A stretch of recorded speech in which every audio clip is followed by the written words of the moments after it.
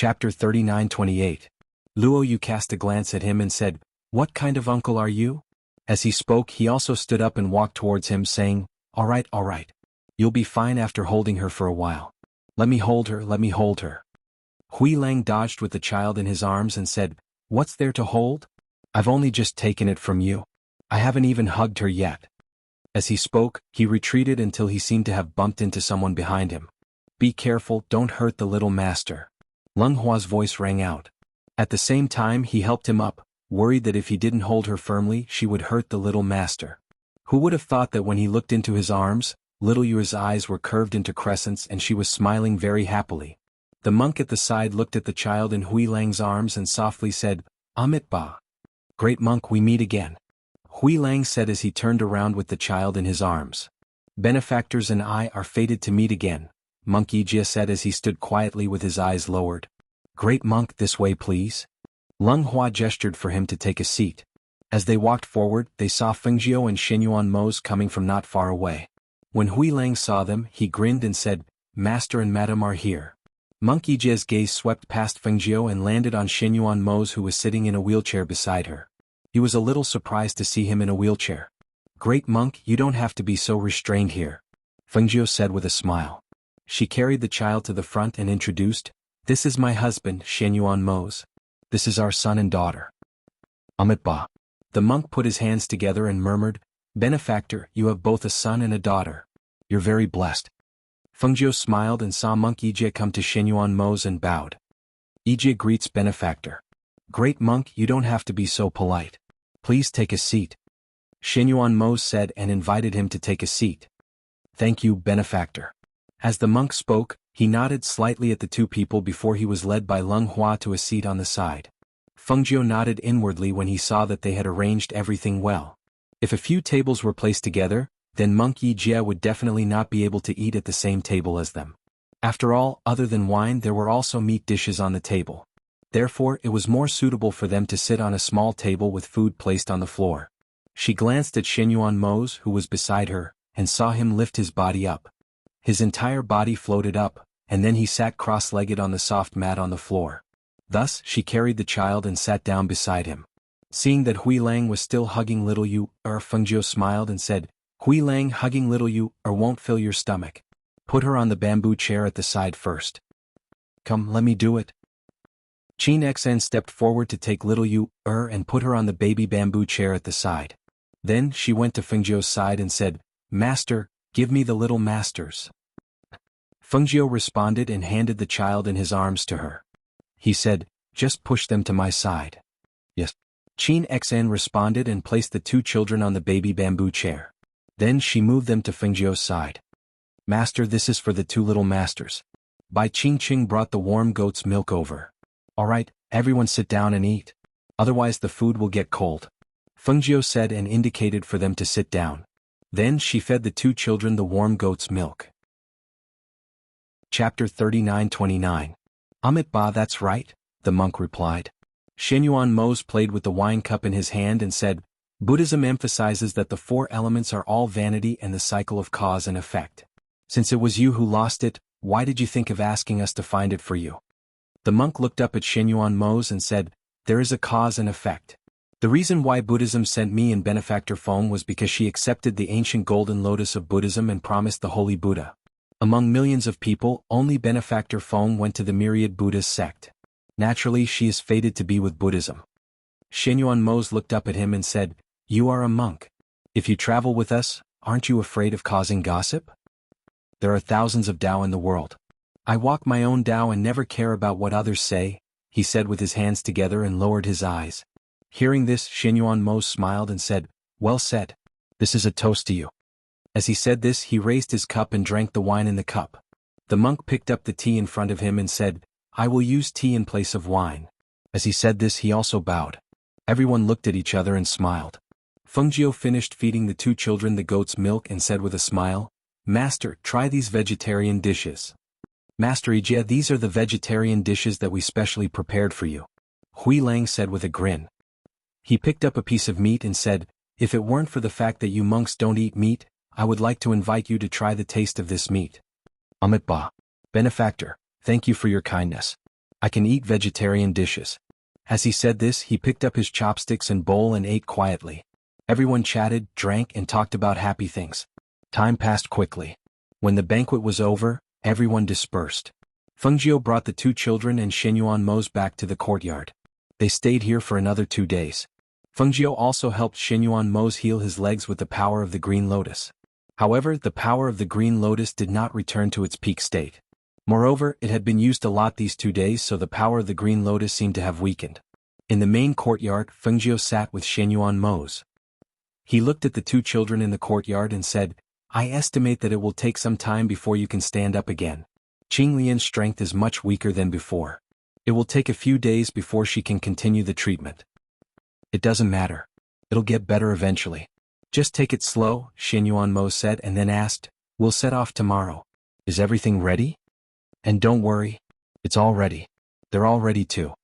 Fengjiu smiled and said, I just sent Qin Xian and Fan Lin out to buy some dry food. We can eat it on the road. Hearing this, Shenyuan Mo said, There'll be plenty of food on the road. There'll be wild game everywhere. It's good to prepare some for the monks. Fengjiu smiled and said, And it'll be more convenient to prepare some for the road. As soon as she finished speaking, she seemed to sense something and said, It seems like Mo Chen has come out of the ancient golden lotus. I'll ask him to come out. As she said this, she used her mind. A golden light flashed past. In the next moment, Mo Chen, dressed in white, appeared in front of the two. His figure was slightly illusory, as if it was transparent under the sunlight. However, it was real. Chapter 39:30. Mo Chen smiled warmly. I didn't expect it either.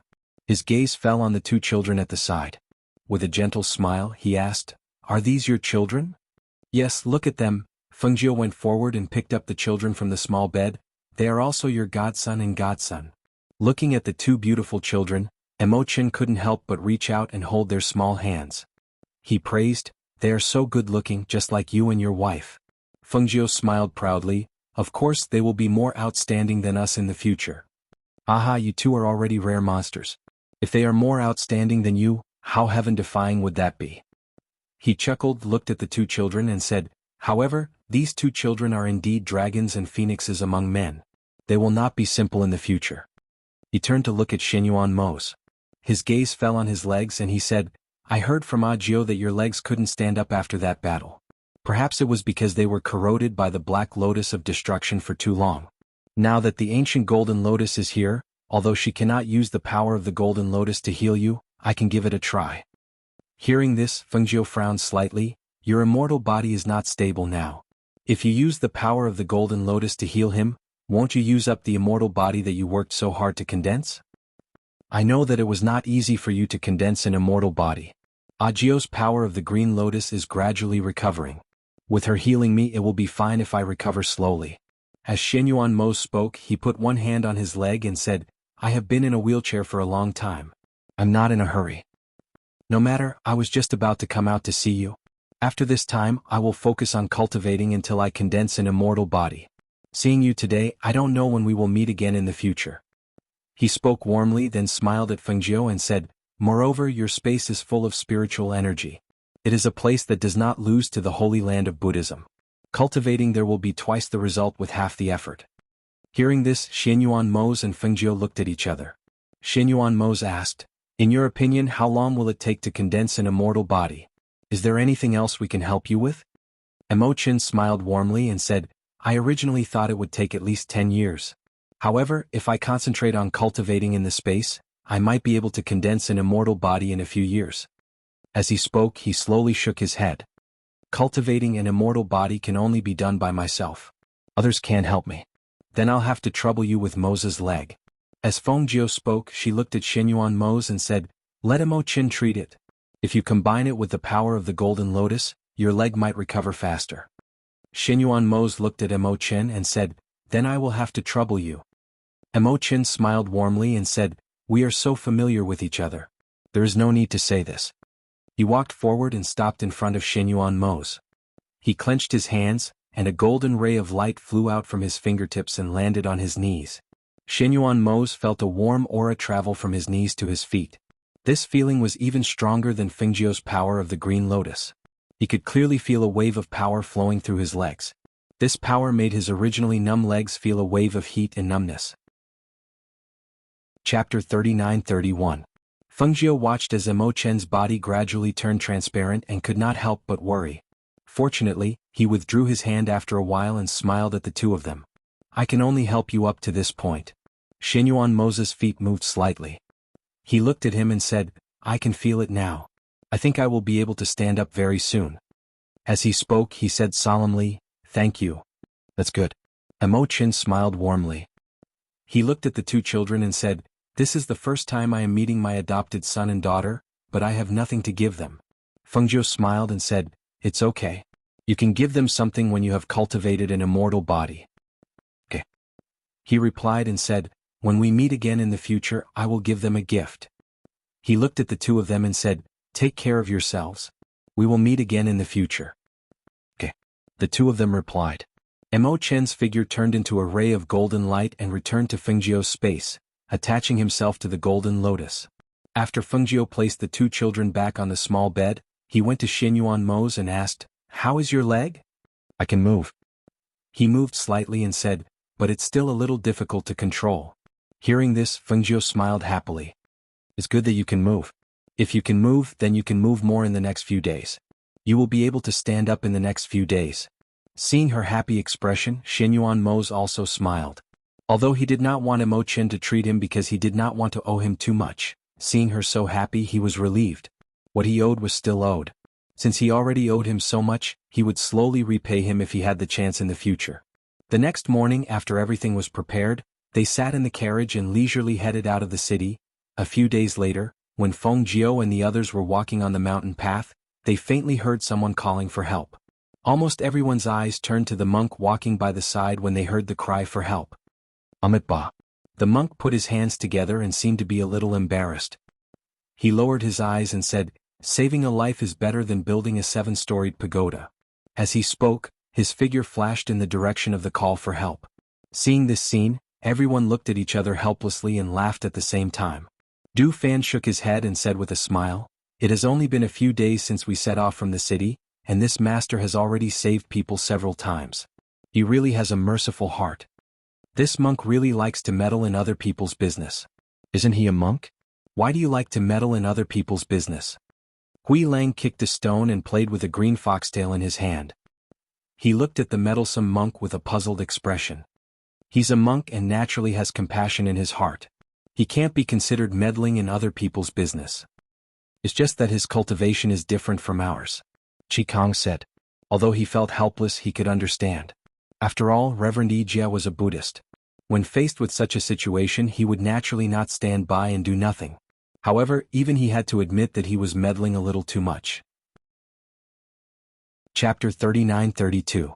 Fengjiu held the curtain and looked outside. He smiled and said, What's wrong with that? Since he wants to save people, let him do it. He's only been saving people along the way and hasn't asked us to help him. At most, we'll just slow down the journey. She smiled and said, Since he's not in a hurry, there's no need for us to be in a hurry. Her words seemed to be right. Everyone thought to themselves and waited here. Sure enough, not long after they saw the monk come back.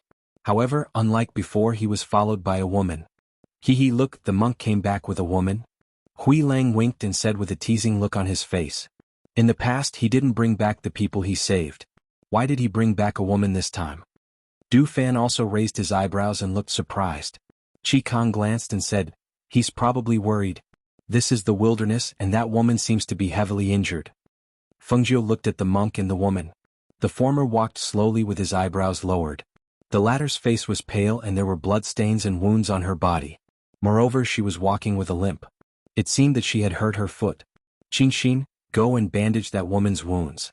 We'll rest here for a while. Fengjiu gestured for Qin Xian to help. He also got out of the carriage and wanted to walk with the child.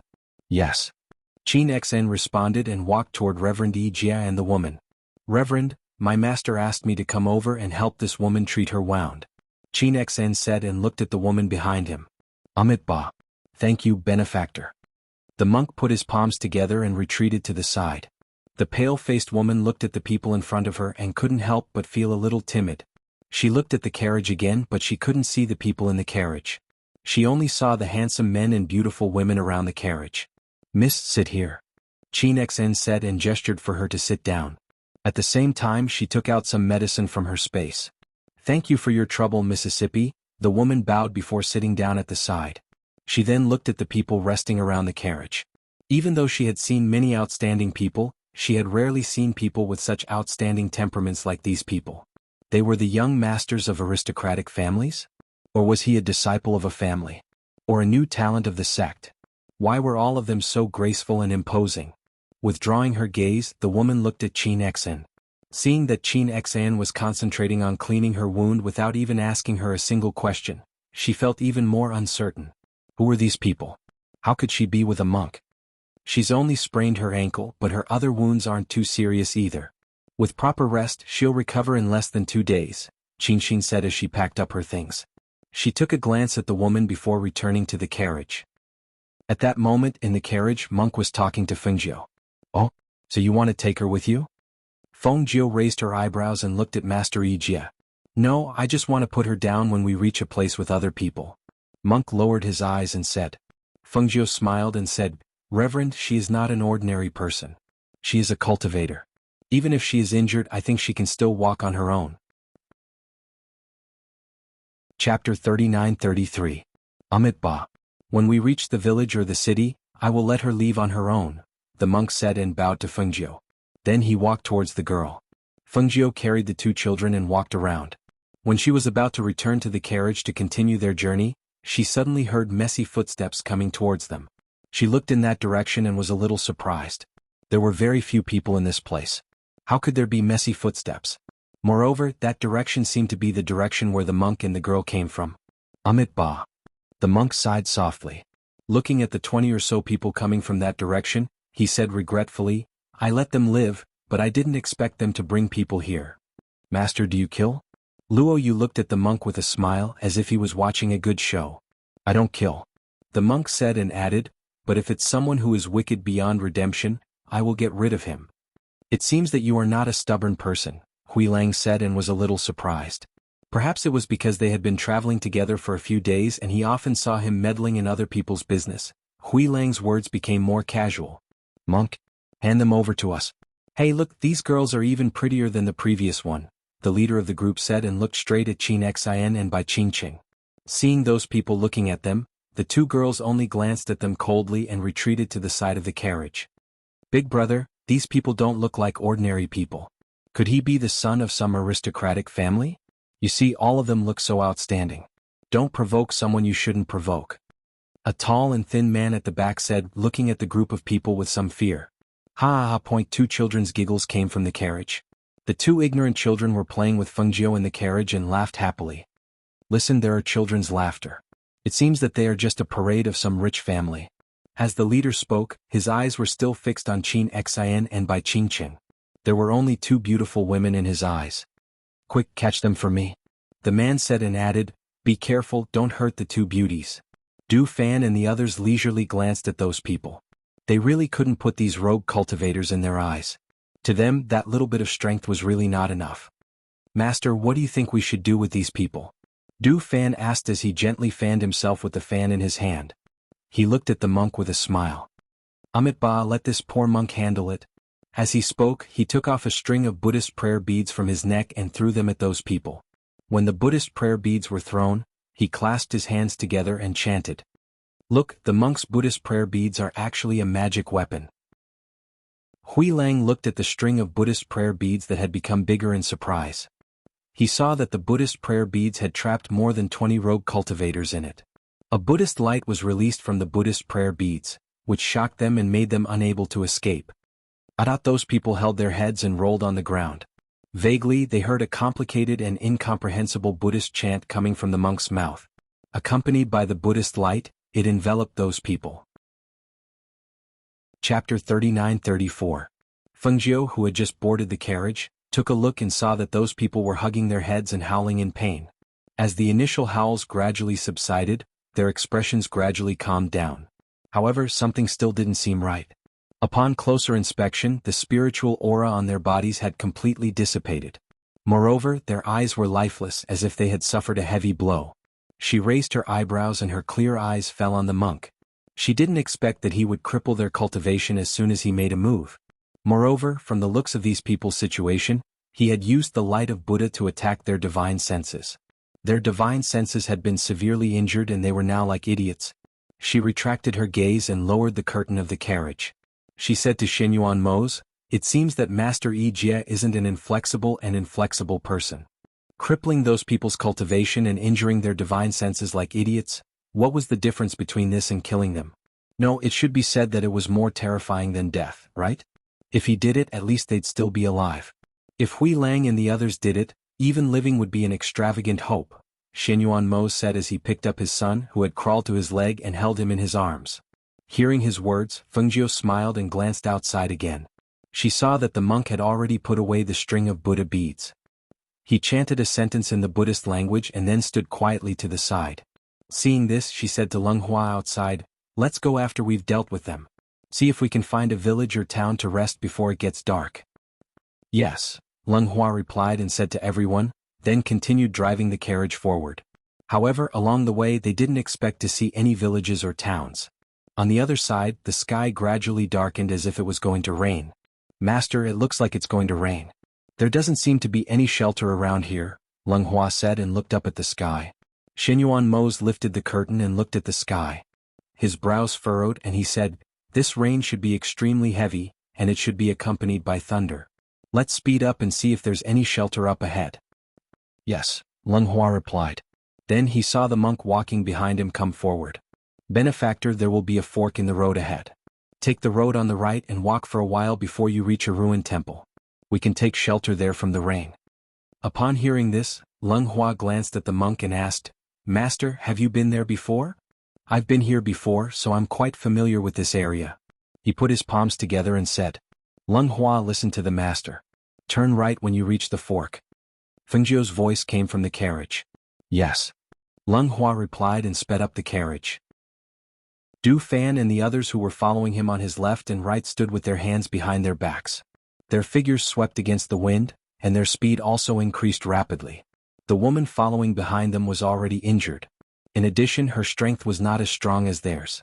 At this moment, when she saw them speed up, her speed fell behind. She could not help but feel anxious. "Benefactor, it doesn't matter if you're slower. You're injured. Even if you're not injured, you can't keep up with their speed." The monk walked unhurriedly beside the woman and said. He was not anxious to be left behind when the group in front of them sped up. Instead, he walked at a steady pace. When the woman heard this, she glanced at the monk. She hesitated and asked, "Master, who are they?"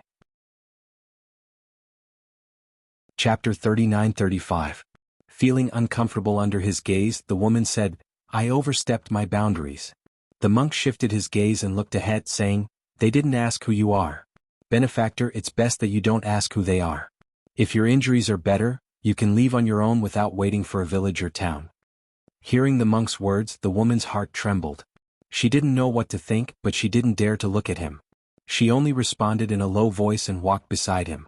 The wind whistled and blew from the surroundings, bringing with it a trace of coldness. The sky was covered with dark clouds. Before they reached the temple, it had already started to rain. The wind and rain brought along with it, causing the temperature to plummet. Du Fan and the others used their spiritual energy to protect their bodies, so they weren't drenched by the rain. However, as the wind and rain blew, the curtain of the carriage was slightly lifted, and the faint sound of children crying could be heard from inside. They were a little anxious. "Didn't they say there was a temple in front? Why haven't we seen it yet?" Luo Yu said as he rushed forward, intending to scout ahead. In the carriage, Xinyuan Mose and Fengjiu wrapped the two children in blankets and carried them in their arms to prevent them from catching a cold. The carriage moved quickly and wasn't very stable. Sitting inside, they swayed slightly. However, not long after, Luo Yu's voice came from the front. "It's here. The temple is here." Leng Hua drove the carriage forward and the others followed. Not long after, when they arrived in front of the temple, they were slightly stunned. "This is a rundown temple? This is the temple that the monk was talking about?" Hui Lang went forward to take a look. Seeing that there were no leaks, he said, "Fortunately, there are no leaks. Just make do with it and it won't shelter you from the rain." Since they were outside, this was the best they could do. Although it was a little run down, it could at least shelter them from the wind and rain. He didn't have much to nitpick about. Fengjiu carried the two children out of the carriage and walked towards the rundown temple. Xinyuan Mose followed behind.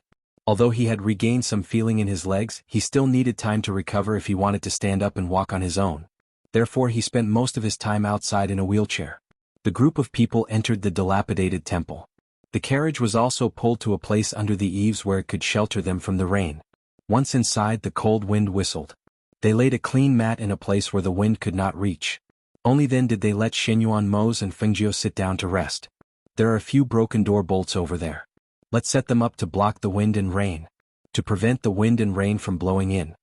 As Chi Kong spoke, he swept the doorboard clean and used it to block the wind and rain. There are branches in the corner. As Du Fan spoke, he picked up the branch and brought it to the front where Fengjiu and the others were sitting. He lit a fire to warm them up. Grandmaster Yi Jia hasn't arrived yet. Leave the door open for him to enter. Fengjiu instructed. He carried the two children and dressed them in many layers of clothes. Then he wrapped them in blankets and carried them in his arms. Xinyuan Mose took out a cloak from his space and draped it over Fengjiu. He said, "Put this on. Don't catch a cold." Fengjiu smiled and said, "I won't. After all, the spiritual energy in my body can drive away the cold." As she spoke, she looked at the others and said, "Everyone sit down and rest. We can only make do here for the night." Chapter 39-36. Upon hearing this, Leng Hua smiled gently and said, "I don't have any branches, but I do have a lot of firewood in my space." Du Fan was startled and asked, "Firewood? When did you start storing firewood in your space?" "We haven't lived in this house for long, but everything inside is complete. When I tidied up the house, I brought everything that might be useful," Leng Hua said gently. After all, he was born poor, so there were many things that he wouldn't waste. In particular, he had several space rings that could store a lot of things. Therefore, when they were about to leave, he would take most of the things with him in case they would be useful in the future. "Aha, Leng Hua, we can rest assured when you do things." Luo Yu patted him on the shoulder and said, "Then light another bonfire here. At least it'll be warmer." Thus, Leng Hua reached out and took out the firewood from his space and piled it to the side. "I'll cook some porridge for the young masters," Qin Xan said with a smile as she prepared to cook the porridge. As they spoke, they heard footsteps coming from outside. Not long after, they saw the monk and the woman walk in. They looked over and saw that there wasn't a single drop of water on the monk's body, but the woman's clothes and hair were wet. "Master, come over here and warm yourself by the fire," Fengjiu said with a smile and invited him to sit by the fire. "Thank you, almsgiver," the monk said as he walked forward. The woman hesitated for a moment. Just as she was about to follow him, Leng Shuang stopped her. "Go over there," Leng Hua said and gestured to a corner. Frightened by his indifference and imposing manner, the woman didn't dare to say anything. She just responded and walked to the corner. "Master, have some dry food." Leng Hua took out the dry food and took out a barbecue rack from his space to heat it up over the fire. "Thank you, almsgiver," Monk Yijia said as he took the rations and tore off a small piece to eat. Hui Lang saw him eating by himself and ignoring the woman in the corner, so he purposely asked with a grin, "Monk, you're a monk after all. Why are you eating all the food you have and not giving some to the woman you saved?" Fengjiu looked at him disapprovingly. He felt that Hui Lang had gone overboard. Noticing Fengjiu's gaze, Hui Lang rubbed his nose and smiled awkwardly. "Madam, I'm just curious." He didn't have any ill intentions. He just wanted to know why the monk could eat the food without asking the woman if she wanted to eat. Monk Yijia swallowed a piece of dry rations before saying, "This penniless monk can't even save myself, so how can I save others?" Hui Lang was perplexed by the genteel words. He looked at Du Fan and asked in a low voice, "What does he mean? What do you mean by not being able to save yourself? What redeeming people? What does he mean?" Du Fan smiled and opened the fan in his hand. "What he means is that his rations are also given to him by others. Therefore, if he can't even save himself, he naturally can't help others." Leng Hua smiled and took some dry rations to the corner and handed them to the woman. "Miss, have some." "Thank you, young master." She quickly stood up and thanked him as she took the dry rations. After Leng Hua turned and walked away, she took the dry rations and sat down. She ate them in small bites while looking at these strange people. Chapter 39-37. Everyone sat around the bonfire and chatted idly. They even warmed up some wine to warm their bodies. However, as the sky outside grew darker, there seemed to be the sound of horse hooves approaching. Almost as soon as they heard the sound of horse hooves coming from outside, Du Fan and the others who were sitting by the bonfire stood up. "I'll go and see who it is." As Du Fan spoke, he stepped outside. Unexpectedly, before he could reach the door that was blocking the way, the door was kicked open by a strong force. Bang! The sound of a heavy impact and the cracking of wooden planks was heard. Even though it was a rainy night, it was extremely loud and clear. As a result, it frightened the two children who were nestled in Fengjiu and Shenyuan Mo's arms, who were about to fall asleep. Wah! Wah wah! The two children were startled by the sudden sound of the door being kicked open. Their small bodies trembled and they burst into tears. Seeing that the two children were frightened, Shenyuan Mo's aura immediately turned cold. That strong and intimidating aura mixed with a murderous aura filled the air. Monkey Jie, who was sitting next to them, couldn't help but lower his eyes and murmur softly, "Amit Ba." Fengjiu's brows furrowed slightly. Her clear eyes were filled with a cold light as she looked at the temple's door. She comforted the two children. "Be good, don't cry. Mother is here." She gently coaxed them and gently patted the child's back with one hand. Perhaps it was because he heard Fengjiu's gentle voice and felt her familiar aura. Little Mu Chen in her arms pursed his little mouth and sobbed softly. However, he stopped crying and only blinked his clear and watery eyes innocently at her. "It's all right. Father and Mother are here. Father and Mother are here to accompany you. It's all right." Fengjiu gently coaxed. Seeing that her son had stopped crying, the girl was still crying at the top of her lungs. "Come, let me carry him." As Fengjiu spoke, she passed her son who had stopped crying to Shenyuan Mo's. She then took her daughter who was crying non-stop. Shenyuan Mo's was worried that his aura would scare the child, so when he heard Fengjiu's voice, he restrained his anger and hugged his son who was blinking at him, and ordered in a deep voice, "Don't let any of them in." His deep voice was filled with a powerful aura. Even though it was just a sentence, it was enough to make people feel an intimidating pressure. Hui Lang and the others were already angry when they saw the people outside kick open the door and scare the two children. Now that they heard their master's words, they immediately stood up. He really needs to be taught a lesson. As Hui Lang spoke, he prepared to attack the person who kicked the door open. Who would have thought that Du Fan, who had stepped forward first, had already sent out a stream of air with the fan in his hand when the person kicked the wooden door open and stepped in. Whoosh! Bang! With a whoosh, the stream of air from the fan attacked the person who was stepping in at a speed that was too fast for one to cover one's ears. With a muffled groan, the person's figure flew backward until he fell into the wind outside. The person who fell to the ground clutched his chest and spat out a mouthful of blood. He tried to stand up, but who knew that he would fall back down halfway. Chapter 39-38. Useless people. Kill them. The voice that came from the carriage was low and vicious. The moment the voice echoed, the face of the cultivator on the ground turned pale. Before he could beg for mercy, the cultivator in front of him moved. A ray of cold light flashed by and cut off the cultivator's head with one slash. This scene was witnessed by Du Fan, Hui Lang, and the others who were standing at the entrance of the temple. They saw that person's head and body scattered on the ground in the wind and rain. His blood flowed into the soil along with the rain. When they saw that those people were all expressionless, they instinctively became vigilant and carefully sized up those people outside. They saw that there were about 30 people in the group outside. There were about 10 people in front of each group. These people were all riding horses and wearing special armor. They were protecting the luxurious carriage in the middle. They couldn't see who was inside the carriage, but they could tell that the cultivators riding the horses were all rare experts. The most important thing was the baleful aura on their bodies. That's right, it was baleful aura. It was the kind of baleful aura that only people whose hands were stained with blood would have. These people had it. If there was a difference between these people and their baleful aura, it could only be said that their baleful aura was restrained, while these people's baleful aura was released. The rain fell from their bodies. They didn't use spiritual energy to protect their bodies. Instead, they allowed the rain to fall on their bodies and drench them. At first glance, the horses they rode looked like ordinary horses. However, upon closer inspection, it wasn't difficult to see that they were single-horned spirit beasts. Who were these people who suddenly appeared in the rainy night? What kind of person would he be if he would open his mouth and kill the people under him? Before seeing the other party, just by looking at these cultivators riding on spirit beasts and horses, they could conclude that no matter who the other party was, they were not good people. Furthermore, they could be classified as a dangerous person. Give up the temple and I can consider leaving your corpses intact. An arrogant and sinister voice came from the luxurious carriage. When Leng Hua and the others heard this, they sneered, "Leave our corpses intact. How arrogant. I'd like to see if I really have that ability," Hui Lang said. In the next moment, his figure swept out and attacked the cultivator in front of him. His attack was extremely fast and it was a killing move. However, what he did not expect was that the move that he thought would be able to kill his opponent with one strike only scratched his shoulder. Seeing the cultivator quickly retreat, Hui Lang stared at him, then looked at the sword in his hand and said, "The armor you're wearing is quite thick.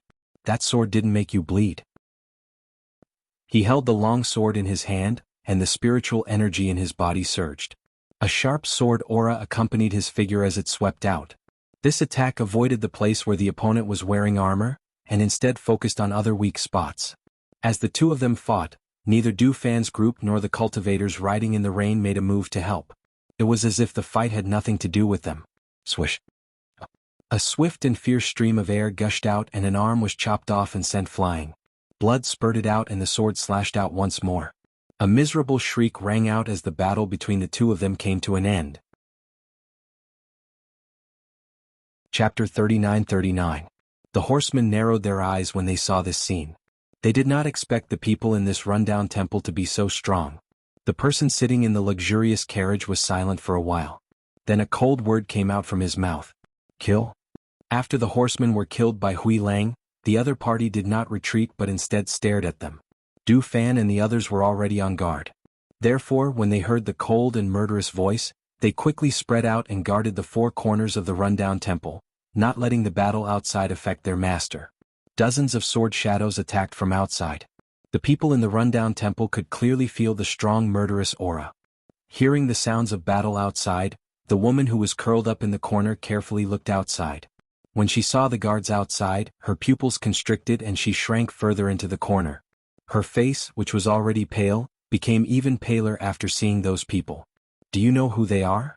Fengjiu's voice slowly came out, looking at the woman in the corner.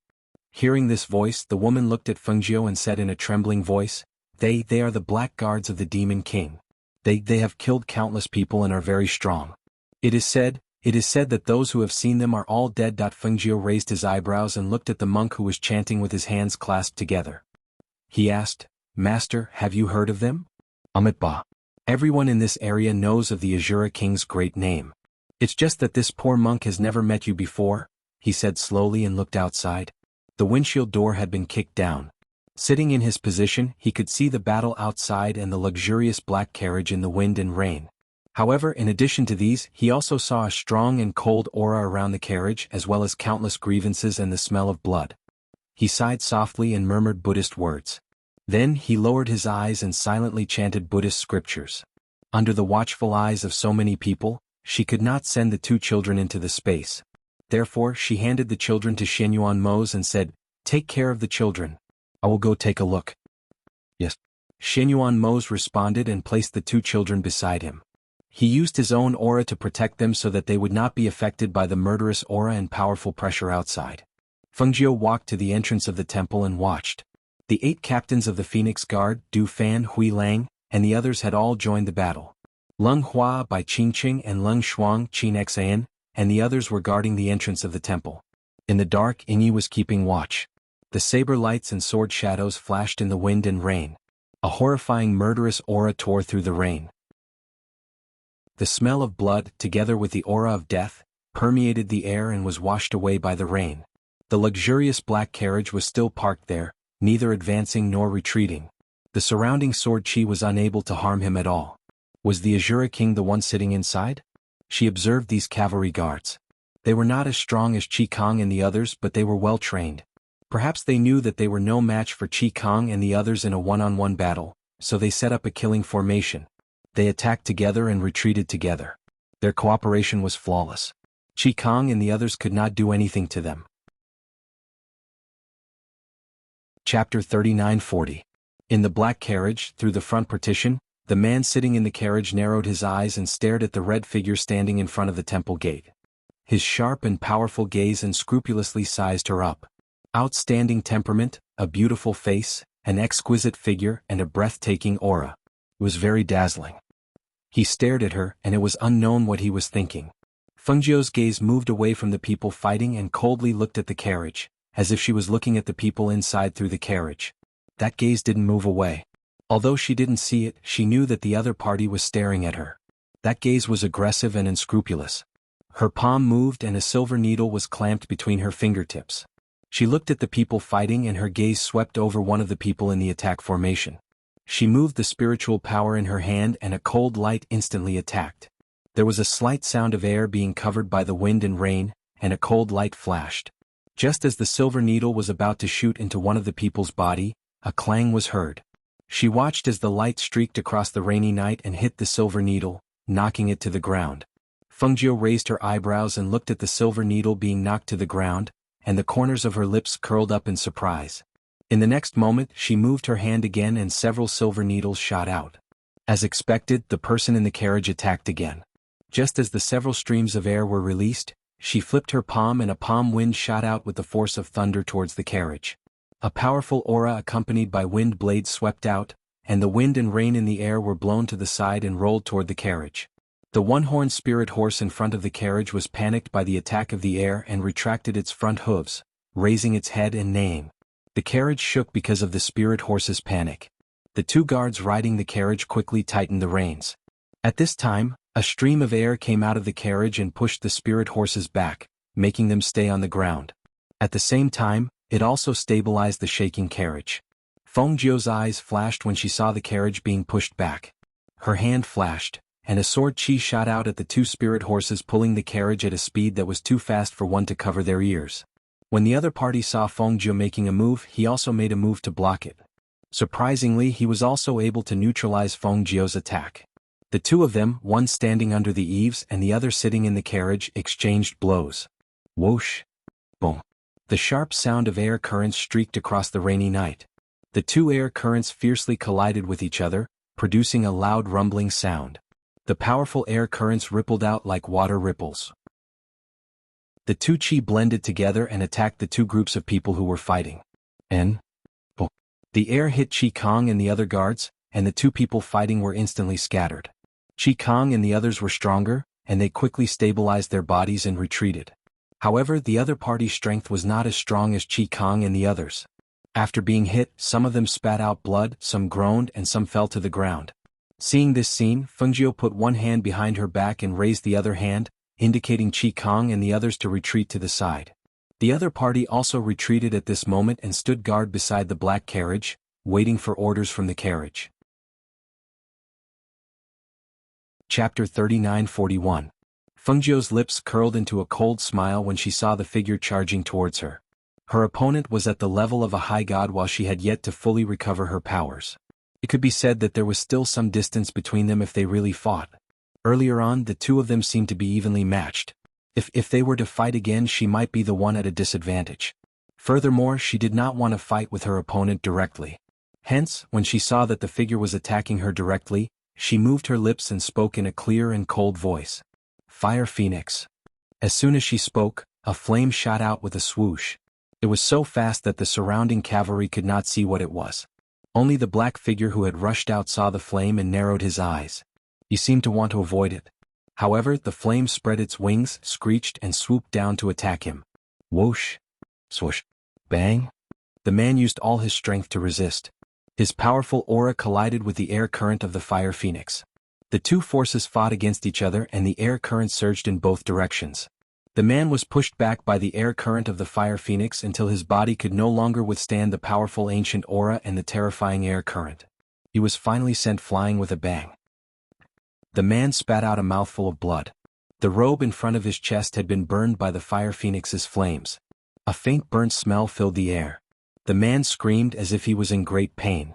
His body flipped in midair and quickly steadied himself before landing on the ground. However, after landing on the ground, he swayed as if he was about to fall over at any time. The Fire Phoenix did not give him any time to catch his breath. It spread its powerful wings and flew up again with flames. The moment it released its ancient aura, the cavalry turned pale and bent over. Even the spiritual horses neighed and knelt on the ground, not daring to move. Go. The Azura King snorted coldly and threw out an object. The next moment, the cavalry that had been rendered immobile by the pressure instantly turned into rays of light and flew into the scroll thrown out by the Azura King. As the Azura King's robe fluttered, he was quickly teleported away and disappeared into thin air. The fire phoenix's attack missed. It flapped its wings and with a flash of light, it transformed into a small bird and landed on Fengjiu's shoulder. Master, they escape. Fengjiu looked at the rainy night and said, that man's powerful and has a life-saving treasure on him. It won't be easy to kill him. As she spoke, she turned to look at the fire phoenix and smiled, your power has increased. Outside, Fengjiu and the fire phoenix were talking. Qi Kong and the rest had already walked to the side. In the corner, the woman who had curled up into a ball looked outside in shock. She looked at the fire phoenix and Fengjiu, unable to regain her senses for a long time. Fengjiu looked at Qi Kong and the rest. Seeing that they were not injured, he said, let's go in. As he spoke, he turned and walked inside. Du Fan smiled and looked at the spiritual horses and the black horse carriage that were still kneeling in the rainy night. He said, those people escaped in a hurry and abandoned these single-horned spiritual horses. It's a waste to leave them here. Ha, they rushed into the city and sold them. They can still make a lot of money. As Luo Yu spoke, he walked into the rain. Chapter 39-42. Seeing Fengjiu enter, Xianyuan Mose extended his hand. Fengjiu smiled and reached out to take his hand and sat down beside him. The monk saw this and softly murmured, Amit Ba. Then he lowered his eyes and silently recited the Heart Sutra. How is it? Xianyuan Mose asked. Although it was a sentence that came out of nowhere, Fengjiu knew what he meant. She said, he's very strong and his cultivation method is very strange. I reckon that even if Qi Kong and the others fought with him, it would be very difficult for them to defeat him. She paused for a moment before continuing, it's just that I let him escape this time. I reckon that we'll have another feud. Her original intention was to let the fire phoenix come out and give him a fatal blow to prevent future troubles. Who knew that in the end he would still escape? It's okay. Just be careful in the future. He said slowly. That night, the rain continued to fall. Some distance away, the Azura King and his men were in a sorry state as they were drenched in the rain. The cavalry used their cloaks to shield the Demon King from the rain. However, the rain was too heavy. The rainwater seeped through the cloaks and dripped onto his head and the mask on his face. She couldn't see his face, but she could see his red hair, which was different from ordinary people's, and his cold eyes, which were suffused with a bloody light. His chest was burnt, but at this moment, under the rain, the smell of burnt flesh had already dissipated. Only a piece of burnt flesh was left, and it was a ghastly sight. Master, apply some medicine on your wound. One of the cavalry mustered up his courage and said. But who knew that as soon as he spoke, he was sent flying by a gust of wind and landed heavily on the mountain path. The Demon King's gaze was gloomy as he looked at the cavalry who had been sent flying and was kneeling on the ground. His gloomy voice was filled with hostility. This wound is my humiliation. I want to keep it as a constant reminder. Hearing this, the cavalry did not dare to say anything about applying medicine. However, one of them hesitated and said, Master, who are those people? How can they be so strong? And that fire bird, isn't that the ancient divine beast Fire Phoenix? When the Demon King heard this, his gloomy eyes flashed with a cold light. He said, possessing the ancient divine beast Fire Phoenix, that person should be the ghost Dr. Fengjiu. Ghost Dr. Fengjiu? The cavalry looked at each other. They had never heard of this person.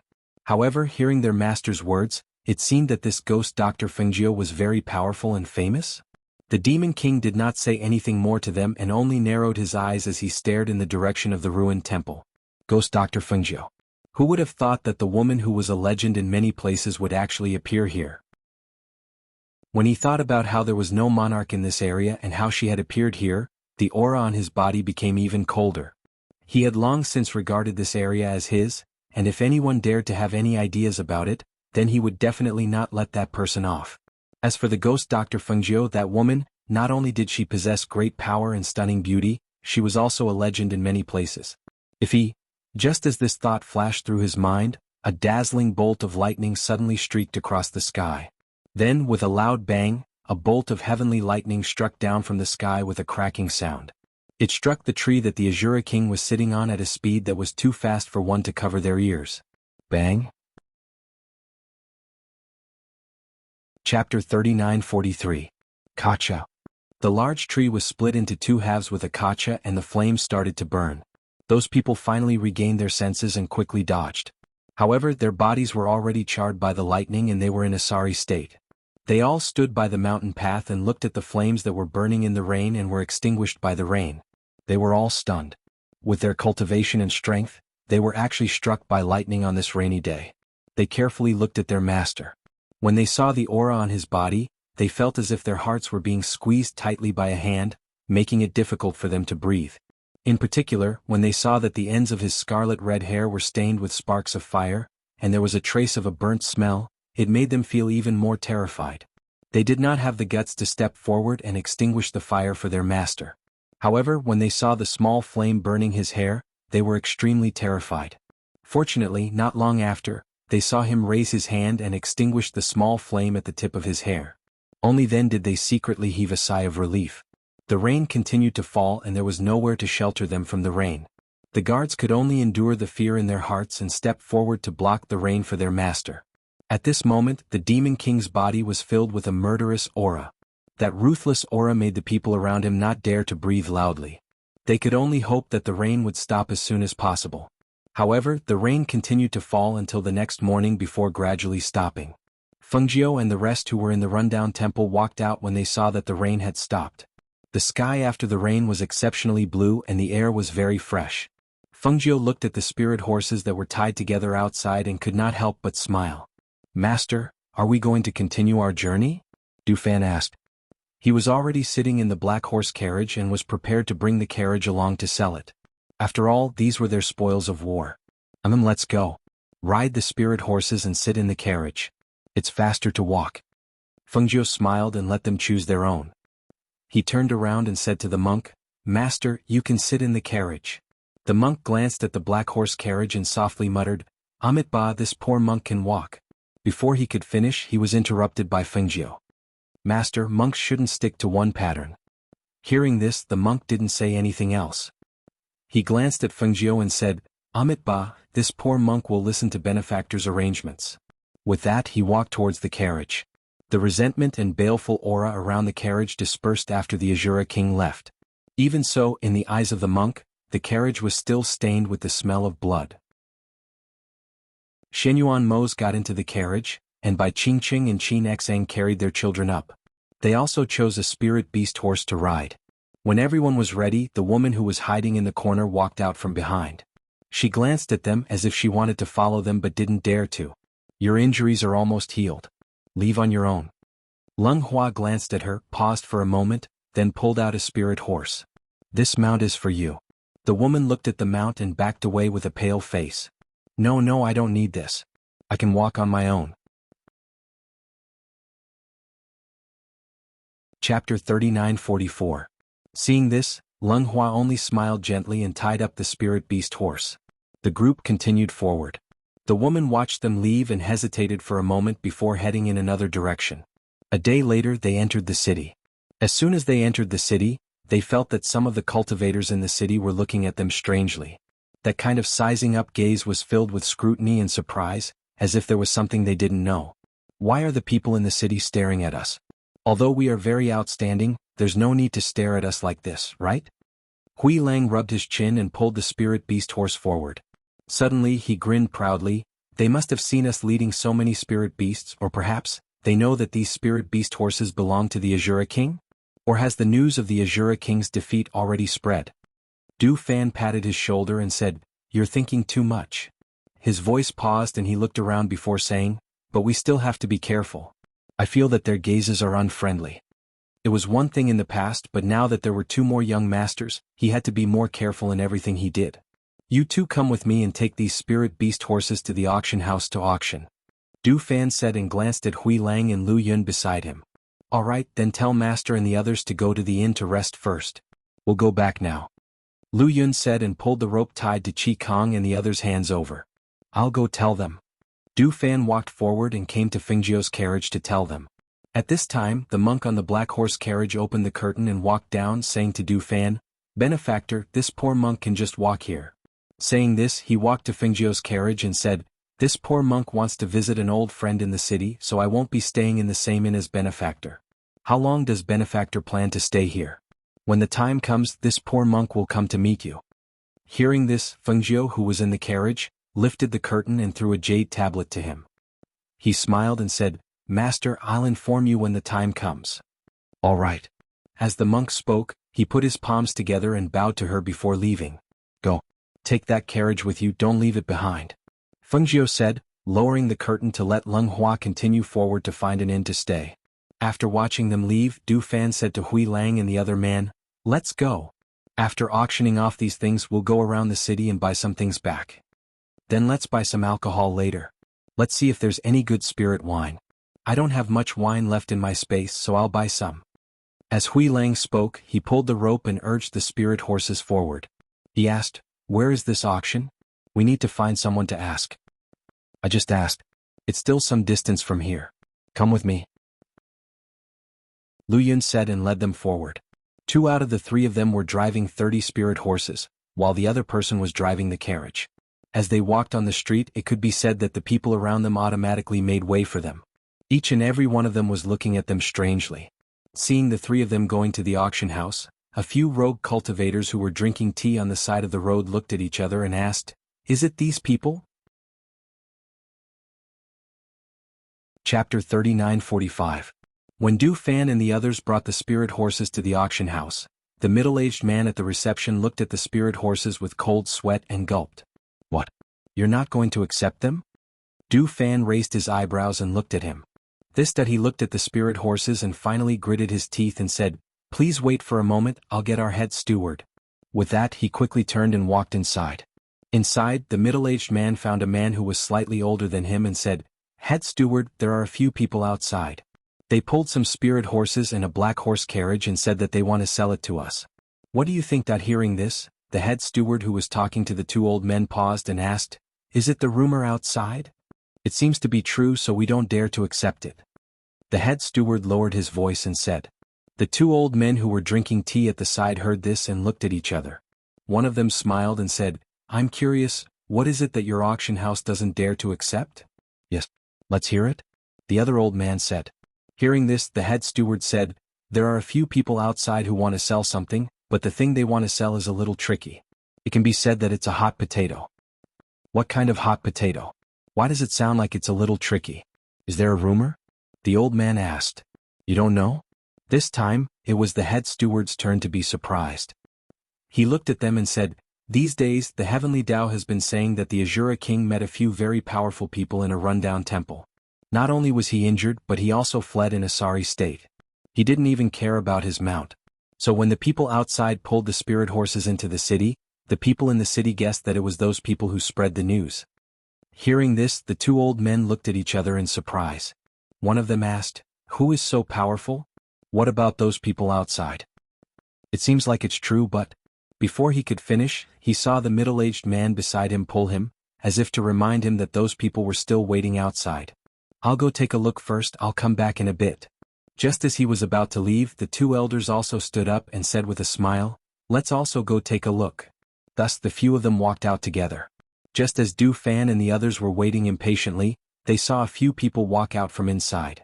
Seeing those people staring at them and sizing them up, Grey Wolf stepped forward and asked, how is it? Do you accept it or not? If you don't accept it, we'll have to find another one. The chief manager chuckled and said, sir, I reckon that no one else besides us would dare to accept these items. He smiled and said to the steward at the side, let the people below take those spirit beasts away and estimate the price of the items. I'll have a chat with these young masters and pay them the money later. Yes. Only then did the steward order his subordinates to bring the spirit beast horses and carriages to the side to check and appraise them. Sirs, please come in and have some tea. The great manager said and gestured for them to enter.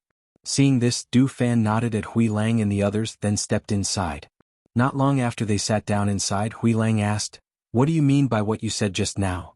What do you mean that no one else would dare to accept it? Do you know where our items came from? Chapter 39:46. Seeing this, Du Fan smiled. It seemed that this auction house had a very strong backer as well. Do you know what rumors have been spreading about you recently?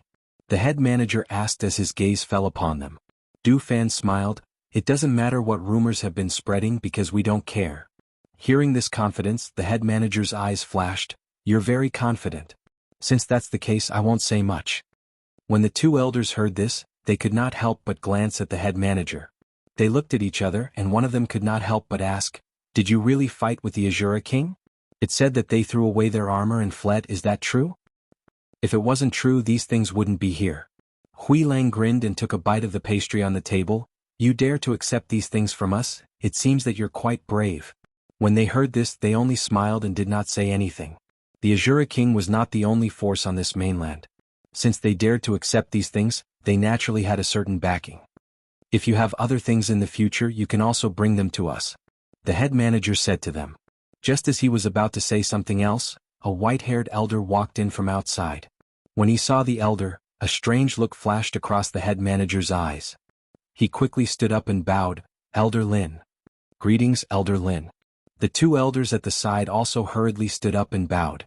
Compared to how casual they were before, they were now much more restrained because of the elder's appearance. The elder responded but did not look at them. Instead, his gaze fell upon Du Fan and the others. His gaze was scrutinizing and sizing them up, and there was also an obvious aura of a superior. As the elder sized them up, Du Fan and the others also looked at him. A trace of surprise flashed across their hearts, because the elder's aura was very unfathomable, giving them a very dangerous feeling. "You may leave." He waved his hand, gesturing for the head manager and the other two to leave. Hearing this, the head manager and the other two looked at each other before replying, "Yes." Then they respectfully left. Seeing this, Du Fan raised an eyebrow and said to the manager, "Tell the cashier to hurry up. We don't have much time to wait here." "Are you the ghost doctor's underlings?" the old man asked, looking at them. Without waiting for them to speak, he said, "Since the few of you are here, it seems that the ghost doctor is also here." Hearing this, Hui Lang rubbed his chin. Lu Yun's expression was normal. Du Fan brushed his robe and stood up. He said to Hui Lang and Lu Yun, "Let's go. He's going to collect the debt." Perhaps because he was ignored, the old man's face darkened. He clasped his hands behind his back and narrowed his eyes as he watched them leave. He did not follow them. However, after they had collected the debt and left the auction house, the old man with his hands behind his back also walked out. He restrained his aura and followed behind them. Du Fan and the others took the money from selling their items and walked into the wine shop. After buying some things and putting them into the space, the three of them turned into an alley. Chapter 39:47. I was wondering who had the guts to follow us. I didn't expect it to be you." He rubbed his fists and stretched his muscles, making cracking sounds as he approached step by step. Lu Yun stood on the wall of the alley and looked at the old man who was surrounded in the middle. His spiritual power surged as if he was ready to make a move at any time. The fan in Du Fan's hand opened with a swoosh and he fanned himself from time to time. With a cordial smile on his face, he looked at the old man and said, "What do you want to do?" The old man looked at Du Fan and felt that although he was smiling, it made his hair stand on end. Moreover, his aura seemed to have been released, which was different from when he was in the auction house. Could it be that this was their true strength and the momentum they should have? He couldn't help but take a step back and look at them warily. "Since you've followed us out, why don't you tell us how you know about the ghost doctor?" Du Fan fanned himself lightly and walked forward step by step. The news that they had come here seemed to have quietly spread. These people guessed their identity as soon as they saw them. This really surprised him. Didn't this continent not know about the outside world? Where did he get the news about them from? The old man saw that the situation was not right. He turned his palm and a teleportation scroll appeared in his hand. However, before he could open it, the man holding the fan in front of him and smiling amiably had already arrived in front of him. A fierce attack came, making him unable to care about anything else and could only defend himself. Hui Lang and Lu Yun stood in place and watched. When they saw the two people fighting, the aura in the alley spread. They looked at each other and Hui Lang walked out of the alley while Lu Yun continued to watch from the top of the alley wall. Because of their fight, the increase in their combat strength, the fluctuation of energy, and the aura of powerhouses spread out, some nearby cultivators noticed and came over to see what was going on. Hui Lang leaned on the alley with his arms crossed. When he saw two cultivators coming over, he reached out and stopped them. "They're settling personal matters inside. Don't join in the fun." The two cultivators were stopped by him. Their eyes flashed as they looked at him and didn't speak loudly for a while. Not far behind, some cultivators were looking at the gray wolf while whispering to the people beside them. After a while, the 10 or so cultivators walked over. Before they even got close, they were already sneering at the gray wolf. This alley doesn't belong to you. Why don't you let us get close? As soon as his voice fell, he said to the two cultivators who were stopped, "This person is an outsider. He just entered the city this morning." What he meant was that this person was an outsider and had no background here. Even if they attacked him, there was nothing to worry about. However, I saw you take a lot of things to auction house this morning. As the cultivators spoke, they stared at Hui Lang with ill intentions. Bye. When the two cultivators heard this, greed appeared in their eyes. They were about to turn around and leave, but just as they turned around, several hidden weapons appeared in their hands. Chapter 39:48. The two of them only saw a black figure flash past in front of them.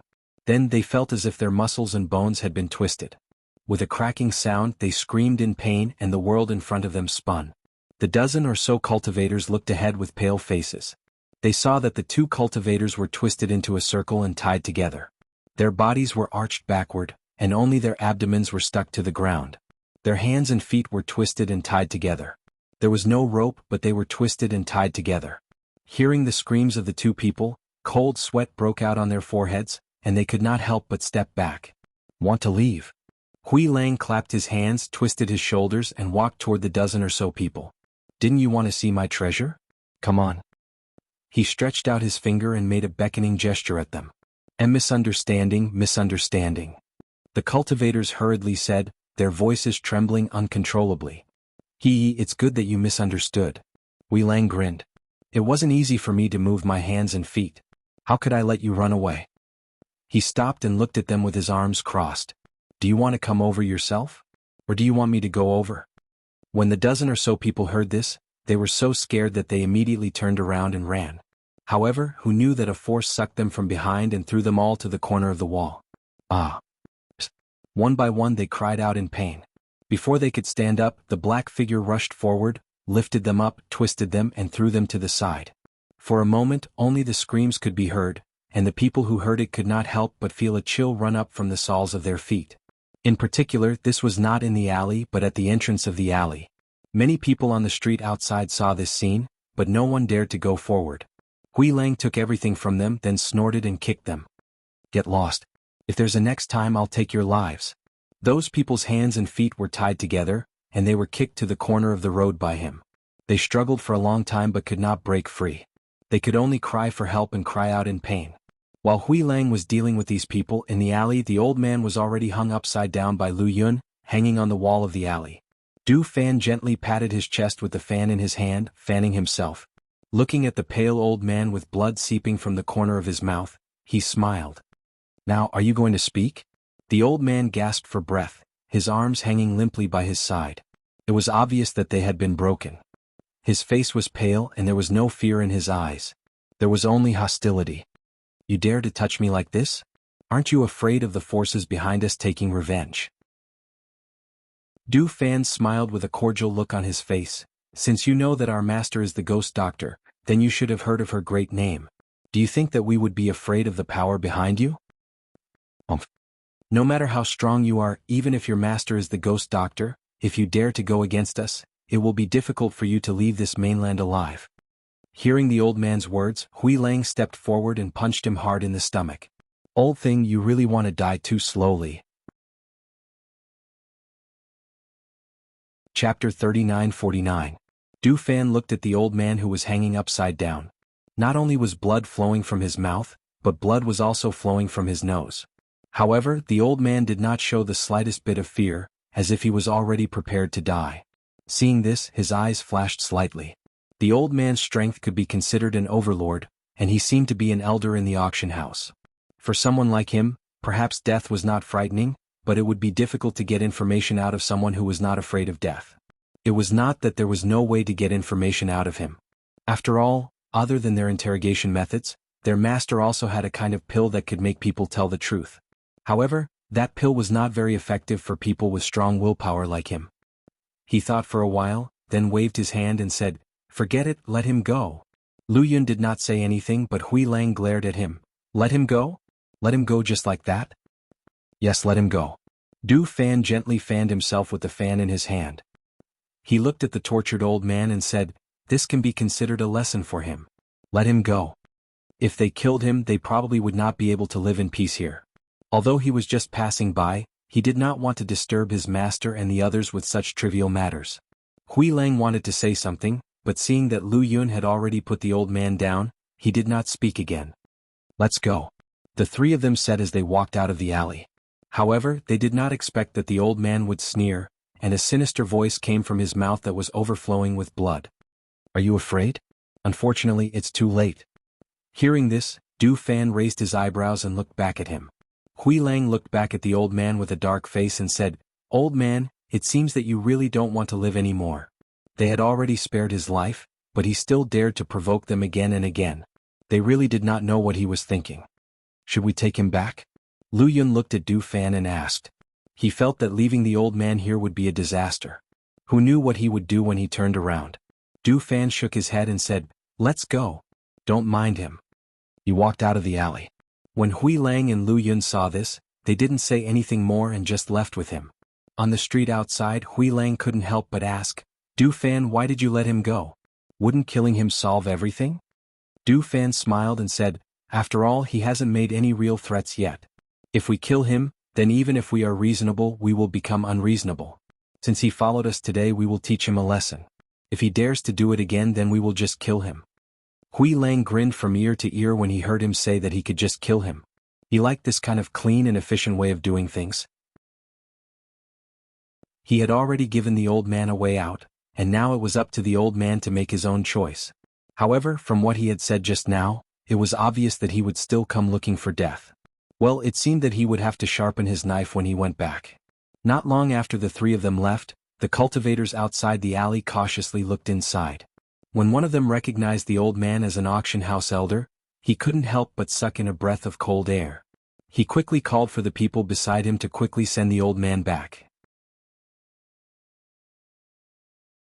Chapter 3950. After Du Fan and the others arrived at the inn, the other two went to rest first, while Du Fan went to Fengjiu's room to report the matter. "And you did well," Fengjiu nodded and said, "Using peaceful means before resorting to force is a method that no one can find fault with." Du Fan smiled and said, "But this way I reckon that our journey won't be peaceful. I'm afraid that the two young masters will be frightened again." "They won't be so timid." Fengjiu smiled and said, "You should also go and rest. They probably won't make a move here, so there's no need to be too nervous."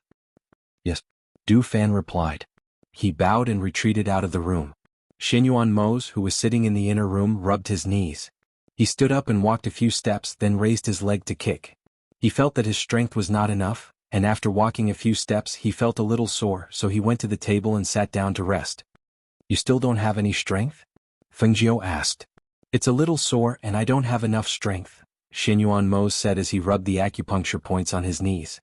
Fengjiu thought for a moment and said, "If that's the case, then we can only find tiger bones and tendons to use as medicine." She thought to herself, "But tiger bones and tendons are not easy to find. If we didn't have a falling out with this auction house, we could have used the auction house to find them. But looking at the current situation, we have to think of another way." She stood up and said, "We've been on the road these past few days, so I haven't made a medicinal bath for you to soak in. Tonight you can soak in a medicinal bath. I'll have someone prepare it now." As she said this, she walked outside and called for Fan Lin and Qin Xian to prepare it.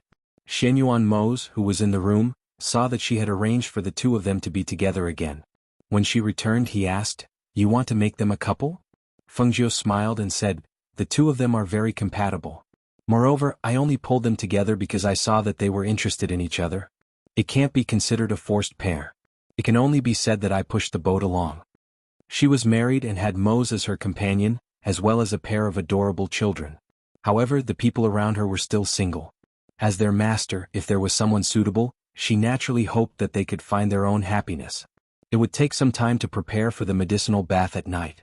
Fengjiu first helped Xinyuan Mose with the silver needles and then said, "Let them play with the two children. I'll go take a look. You go to bed and rest for a while. I'll come back later." "Okay," Xinyuan Mose responded. He felt that his legs were hot and numb, so he went to bed to rest for a while. The others were playing with the two children in Leng Hua's room. When they saw Fengjiu come in, they bowed to her and called out, "Master." "They didn't cry, right?" Fengjiu asked with a smile as she looked at the two children in their arms. No, the two little masters are very obedient. Fengjiu nodded when she heard this. She looked at Qi Kong and said, Qi Kong, come over here. I have something to tell you. As she spoke, she sat down at the table. Everyone in the room looked at each other and their gazes fell on Qi Kong. When Qi Kong saw this, he walked up to the table and asked, Master, what do you want me to do? I need tiger bones and tendons, but they are difficult to find, so I want you to go out and find out where in the city they can be found. As Fengjiu spoke, she poured a cup of tea and drank it. Chapter 39:51. With regards to something as precious as the tiger bone tendon, it could be said that one only needed to inquire a little to obtain it. After all, there were only a few aristocratic families in the city, and it was not difficult for those who wanted to obtain information. Because of this, Qi Kong returned to the inn in the evening. Master, this tiger bone tendon can only be found at the auction house. I heard that they had just obtained it some time ago. There were a few groups of people who wanted to buy it from the auction house, but the auction house did not seem to have any intention of auctioning it. Hearing Qi Kang's words, Fengjiu nodded slightly. The tiger bone tendon can only be used as medicine when it is air-dried from the hind hoof of an adult dual-fanged northwestern tiger. Because an adult dual-fanged northwestern tiger is difficult to find, its tiger bone tendon is very precious. It is normal that they are unwilling to auction it. Fengjiu said slowly, one hand supporting his chin, the other playing with the teacup, thinking. Seeing this, Qi Kong said, Since they don't dare to sell it, why don't I go to the auction house tonight? The tiger bone tendon could not only restore the strength of the muscles and bones, but if it was refined by an alchemist, it could also strengthen the body's muscles and veins. Perhaps it was because of this that the auction house was unwilling to auction it. If the tiger bone tendon was refined with other elixirs and then auctioned, the price would be much higher. No need, I will go by myself tonight. Fengjiu said, waving his hand to dismiss him. When the sky gradually darkened, she asked Fan Lin to prepare the medicinal bath for Xianyuan Mo's to soak in. She also instructed them to take good care of the two children, and took advantage of the night to go to the auction house. At this time in the auction house, there was a heavy atmosphere. The atmosphere was oppressive, and the people below did not even dare to breathe loudly. The elder in charge of the auction house was actually carried back with heavy injuries. This was like a bolt from the blue to them, and they were so frightened that their faces turned pale. The head steward waited by the elder's bedside to take care of him, not daring to be negligent. Outside the door, there were more than 10 stewards of the auction house. They looked at the tightly shut door with a heavy heart. The elder was injured to this extent. If the higher-ups were to blame them, wouldn't they also suffer a calamity? Ever since the elder was sent back, the chief steward had already sent a message to the higher-ups. However, there was still no one coming down to deal with this matter. They waited here in a panic, not knowing what to do. They're coming. A steward hurriedly ran in and shouted. He quickly walked into the courtyard and stood where the others were. When the others heard his words, they hurriedly stood up straight and looked at the courtyard door. 2 gray-robed old men walked in with their hands behind their backs. Behind them were 8 cultivators with concealed auras. As soon as they walked in, the entire courtyard seemed to be enveloped by a powerful pressure. They couldn't help but lower their heads, not daring to look directly at them. When the head steward heard the commotion outside, he hurriedly came out to greet them. When he saw the 2 old men, he bowed and respectfully bowed to them. Then he gestured for them to enter. The 8 cultivators behind them did not follow them in. They only stood in the courtyard and watched as the door was closed, blocking the view of the room inside. Only then did they withdraw their gazes. Chapter 39:52. One of the elders stepped forward to examine him. His expression was gloomy and unsightly. When the elder beside him saw this, he asked, "How are your injuries?" "The tendons and veins in both of his arms have been broken and it's not easy to recover. His internal injuries are extremely severe. Even with top-grade pills, he'll need to recuperate for a month before he can get out of bed and walk around." As the elder who knew medicine spoke, he looked at the person lying on the bed and asked, "Who injured you to this extent?" "Fengjiu, that ghost Dr. Fengjiu." The elder on the bed gritted his teeth and spat out the name word by word. Hearing this, the 2 elders' expressions changed. "Ghost Dr. Fengjiu? You're talking about that Fengjiu? Fengjiu was the one who injured you?" "She wasn't the one who injured me, but it was one of her subordinates." The elder panted as he spoke. Perhaps it was because of his emotions, but his forehead was once again covered in cold sweat and he coughed twice. When the elder who knew medicine saw this, he flipped his palm and took out a pill and stuffed it into the elder's mouth, saying, Your injuries are not light. Don't be angry and recuperate first. We'll report this matter to the Lord. Now that they're in this city, we can't let them escape." As the elder spoke, he took a deep breath and closed his eyes, muttering, "This enmity must be avenged." The two of them went outside and gestured for the head steward to follow them. When they were outside, the two elders looked at the head steward and asked, "What exactly is going on? Tell us in detail." The head steward did not dare to hide anything and hurriedly told them about how Du Fan and the others had brought their spirit beasts and carriages to the auction house, as well as how the elder had been carried back. "You're saying that they've already fought with the Demon King, and that the Demon King's men were defeated by Fengjiu?" One of the elders asked, his eyes filled with shock. The great manager nodded his head and replied, "Yes, I heard that they lost miserably. Furthermore, there's news from the underworld that the Azura King has issued a kill order. I don't think their journey will be too peaceful." The other person was silent for a while, then said, "According to the news we've received, this ghost Dr. Fengjiu came to this mainland for the ancient Golden Lotus. I've also heard that she's already obtained the ancient Golden Lotus. She should have left this mainland, so why would she come here? I'm not sure about that, no matter how hard we tried." Then he hurriedly added, "However, I've sent my men to keep an eye on them." Looking at the items placed in the storage room, she raised her eyebrows in surprise. She never thought that this unremarkable auction house would have so many treasures. She rummaged through the room but did not take anything else, because her goal was only the tiger bones and tendons.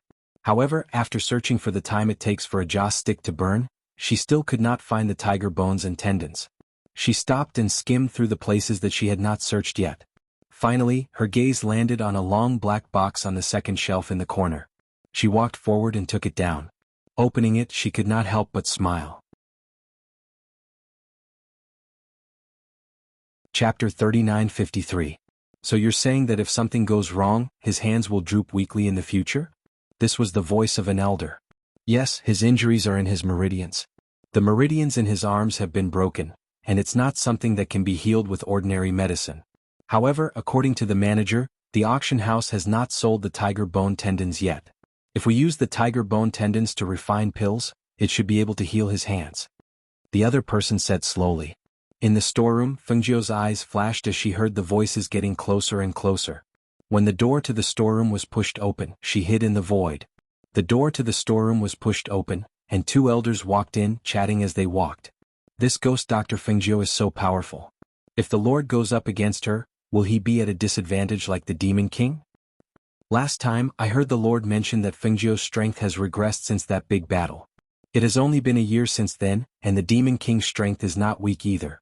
I reckon that he was too careless and fell into Fengjiu's trap. If the Lord and the Demon King joined forces to deal with her, the result would naturally be different. Although that's the case, I still feel a little uneasy. After all, Fengjiu's name is too well known. Countless people have been defeated by her, and now that the ancient Golden Lotus is in her hands, it's really a little. You're worrying too much. We've been by the Lord's side for so long, you should know that the Lord's strength is not necessarily inferior to Fengjiu's. Furthermore, we've already reported this matter back and are only waiting for the Lord's orders. Now we just have to wait. As the two spoke, they walked to the shelf inside. When they saw that the long box that should have been placed on this shelf was not there, they couldn't help but look at each other. Did the manager say that the tiger bone tendons were placed in a long black box on this shelf? The elder who knew medicine asked as he looked at the elder beside him. The old man at the side stroked his beard and nodded. Yes, we were talking about this place just now. We've been to this warehouse before, so when he wanted to bring us here, I indicated that he didn't need to follow us.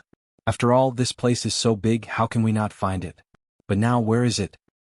Could it be that he remembered the wrong place? The old man who knew medicine looked around and walked around, but he didn't see any boxes that could contain tiger bones and tendons.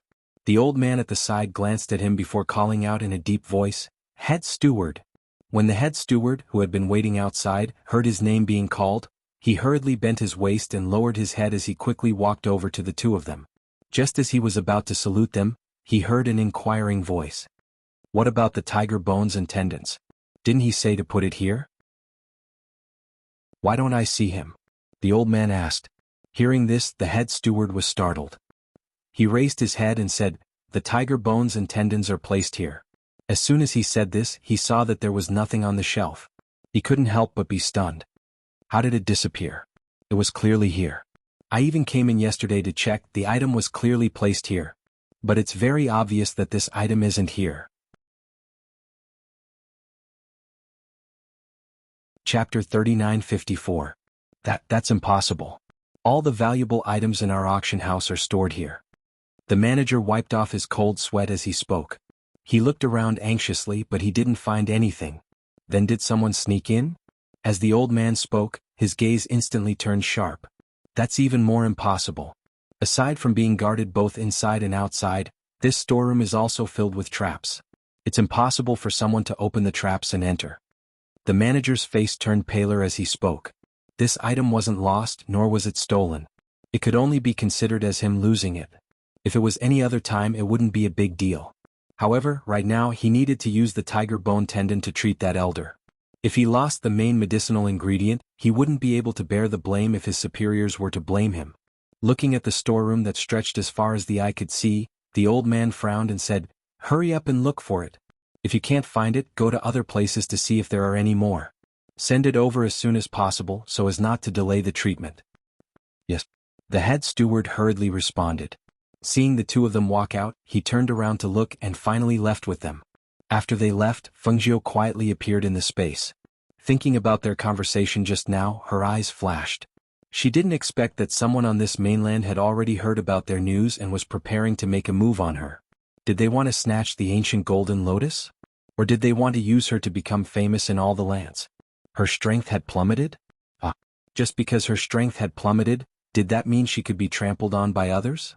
If there really was someone who didn't know the difference between life and death, she didn't mind moving her hands and feet and letting them know her methods. A cold look flashed across her cold eyes. She didn't intend to take away all the treasures in this storeroom, but now, the corners of her beautiful lips curled up slightly, revealing a wicked smile. Since they had their eyes on her, it would be a waste if she didn't take it. She would first collect all the treasures in this storeroom. With a thought, she waved her sleeve and all the treasures inside were taken into her space. She quietly exited the warehouse, but did not leave the auction house immediately. Instead, she concealed her aura and walked in the night. She came to a dark place and saw the two old men from before sitting and talking in the front hall. Not far away, a maidservant carrying a cup of tea was walking towards her. The corners of her lips curled up slightly. Her figure quietly moved forward, and while no one was paying attention, she took the tea from the maidservant's hands. At the same time, she covered the maidservant's mouth with one hand and dragged her to a dark place. Not long after, Fengjiu, who had changed into the servant girl's clothes, came out with a cup of tea. She combed her hair with one hand and touched her face with the corner of her mouth raised. Only then did she walk forward with small steps. In the hall, one of the old men said, "We've just received news that His Majesty will arrive in the second half of the night. He wants us to prepare first. When he arrives, we'll make our move so that they won't be able to escape this town." Fengjiu, who was wearing the servant girl's clothes, lowered her head and poured tea for one of them. Then she carried a tray to the other person's side and placed another cup of tea on the table. Just as she was about to leave with the tray, the old man who had taken a sip of tea looked at the tea and then looked at the maidservant. "Did you make this tea?" "Yes." Fengjiu didn't raise her head and only slightly bent her knees in response. Chapter 3955. "No, I just feel that the taste of this tea is very special. It is very light and carries the fragrance of bamboo leaves." The old man said, then looked at the servant girl and asked, "What kind of tea is this?" "This is green bamboo spiritual tea. It is brewed from the new tea before the rain and bamboo leaves, so it has the fragrance of bamboo leaves." Fengjiu said in a low voice with a trace of timidity in her voice, but in her heart she was chuckling. When she knocked the servant girl unconscious and dragged her to a corner, she picked 2 tender bamboo leaves and put them in the tea to cover up the colorless and odorless medicine. She did not expect the old man to say that the tea had a special taste. Well, she added the ingredients to the tea and personally served it to the two of them. How could it not taste good? "Go pack some of these tea leaves and take them with me," the old man said, indicating for her to leave. "Yes," Fengjiu replied, slightly bending her knees before leaving. When she turned to leave, the corners of her lips curled up and she thought to herself, "I'm afraid that after drinking it once, you won't want to drink it a second time." She went to the backyard and when she reached a place where there was no one, she threw the tea tray to the side. She reached out and lifted the servant girl's robe, revealing the red dress she was wearing underneath. She turned back to look and a smile appeared on her face. In the next moment, the tip of her foot lightly tapped the ground and she flew into the air. About the time it took for a stick of incense to burn after she left, the head steward rushed into the front hall with a pale face. "Elders, I heard from the guards that a servant girl came to serve tea. Did the two of you drink it?" His anxious voice was filled with worry and his eyes anxiously looked at the two people in the hall, as well as the cups of tea that were already empty. Looking at the cups of tea and then at the two elders, he felt his heart sink. When the two of them heard his words, they could not help but look at each other. One of them said, "Just now, a servant girl came to serve tea. What about it?" The head steward opened his mouth, but did not say a word for a long time. "Is there a problem with that servant girl?" Another old man shouted with a deep frown. Just now, the guards discovered an unconscious maidservant in the corner of the fake mountain. As the chief steward spoke, the two men's expressions suddenly changed. "This tea." One of the old men looked at the old man who knew medicine and asked. However, his throat seemed to be choked with something. He could only say 2 words and couldn't ask anything else. When the servant girl came in, she only served them 2 cups of tea. If there was a problem, the problem would lie in the tea. "The tea that I drank just now did not have the smell of any medicine. The only thing it had was the fragrance of the bamboo leaves," the old man who knew medicine said. However, even though he said that, his face turned even paler. It was precisely because of this that he realized that something was wrong. Almost immediately he reached out to check his own pulse. After checking his pulse, he slumped into the chair, as if all the strength in his body had been sucked out. "How is it?" the old man asked anxiously and stood up abruptly. However, when he stood up abruptly, he felt his vision blur. His limbs felt weak and he fell back down. Chapter 39:56. As he watched his cultivation slowly dissipate, no matter how calm the elder was, his face was now filled with shock and fear. His face was deathly pale and his lips trembled. He wanted to speak but could not because he was in disbelief. Hiss. When the chief manager saw this scene, he sucked in a breath of cold air and fell to the ground. This was the complete dissipation of his cultivation? At this moment, wisps of smoke also rose from the top of the other elder's head. He no longer struggled and only muttered with an ashen face, "So that's how it is. So that's how it is." In less than half an incense stick's worth of time, the two elders' cultivation had completely dissipated. As their cultivation dissipated, their appearance also underwent a great change. Their entire being instantly aged like a person who had one foot in the coffin and was about to die. "Investigate. Investigate for me," one of the elders spoke. His hoarse voice was no longer full of vigor. Instead, it was filled with a sense of weakness and powerlessness. The moment he opened his mouth, his loose teeth fell out of his mouth and fell to the ground. The head steward hurriedly scrambled out of the room. Just as he stood up outside, his legs gave way and he fell to the ground again. It was as if he could already see his own end. It would definitely be more terrifying than what they were experiencing now. This is bad, head steward." A middle-aged steward hurriedly ran in with a pale face. When he saw the head steward sitting on the ground, he hurriedly stepped forward to help him up. He hurriedly said, "Head steward, this is bad. This is bad." "What's wrong now?" The head steward used his strength to stand up and asked weakly. "Haven't enough things happened today?" The two elders' cultivation had completely dissipated and they did not even know who had done it. Right now, what could be more serious than this? "Head steward, the tiger bones and tendons have disappeared. I wanted to go to the storeroom to search, but who would have thought that when I went in, everything in the storeroom had disappeared?" the steward said anxiously, his face full of fear. The items in the storeroom were priceless. Not to mention losing everything. Even if one item was lost, they would not be able to bear the consequences. However, who would have thought that the treasures in the storeroom had all been taken away by someone? What? The head steward, who had just stood up, felt his vision darken and he almost fainted from the impact. Everything in that storeroom has been emptied. Not a single one was left behind. As the steward spoke, he hurriedly supported the steward and asked, "Steward, what do we do now?" The head steward was stunned for a long time. He grabbed the steward beside him tightly and muttered, "Help me back to rest. We'll talk when the Lord comes up. We'll talk when the Lord comes up." He didn't know what to do. Send someone to look for him? Where can I find it? He couldn't find anything even after searching aimlessly all over the city. His mind was in a mess right now. He was both flustered and fearful. He could only wait until he calmed down. Compared to the chaos on this side, Feng Jiu quietly avoided the people guarding outside the inn and returned to the inn's room.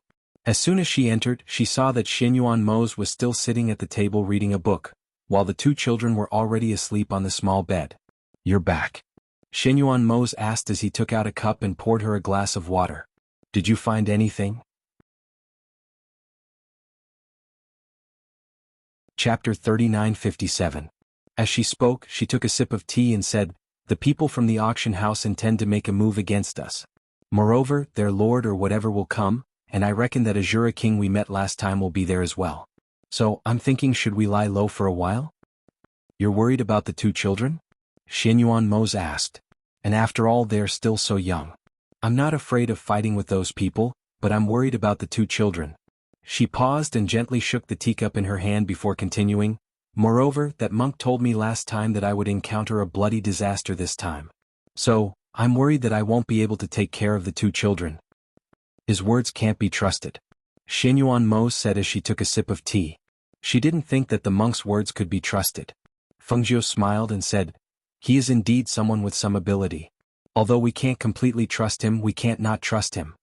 She looked at the sky outside and said, "There is still some time before the second half of the night. I'll go refine the tiger bone tendons into a pill for you to take. However, I reckon that tonight won't be peaceful. We have to let them be more vigilant. Go into the space and refine it. That way, even if someone attacks, they won't disturb you." Xinyuan Mose said as her gaze shifted to the two children she was familiar with. "As for the two children, let them stay here. I will take care of them." Fengjiu paused for a moment before saying, "All right, I will try my best to hurry."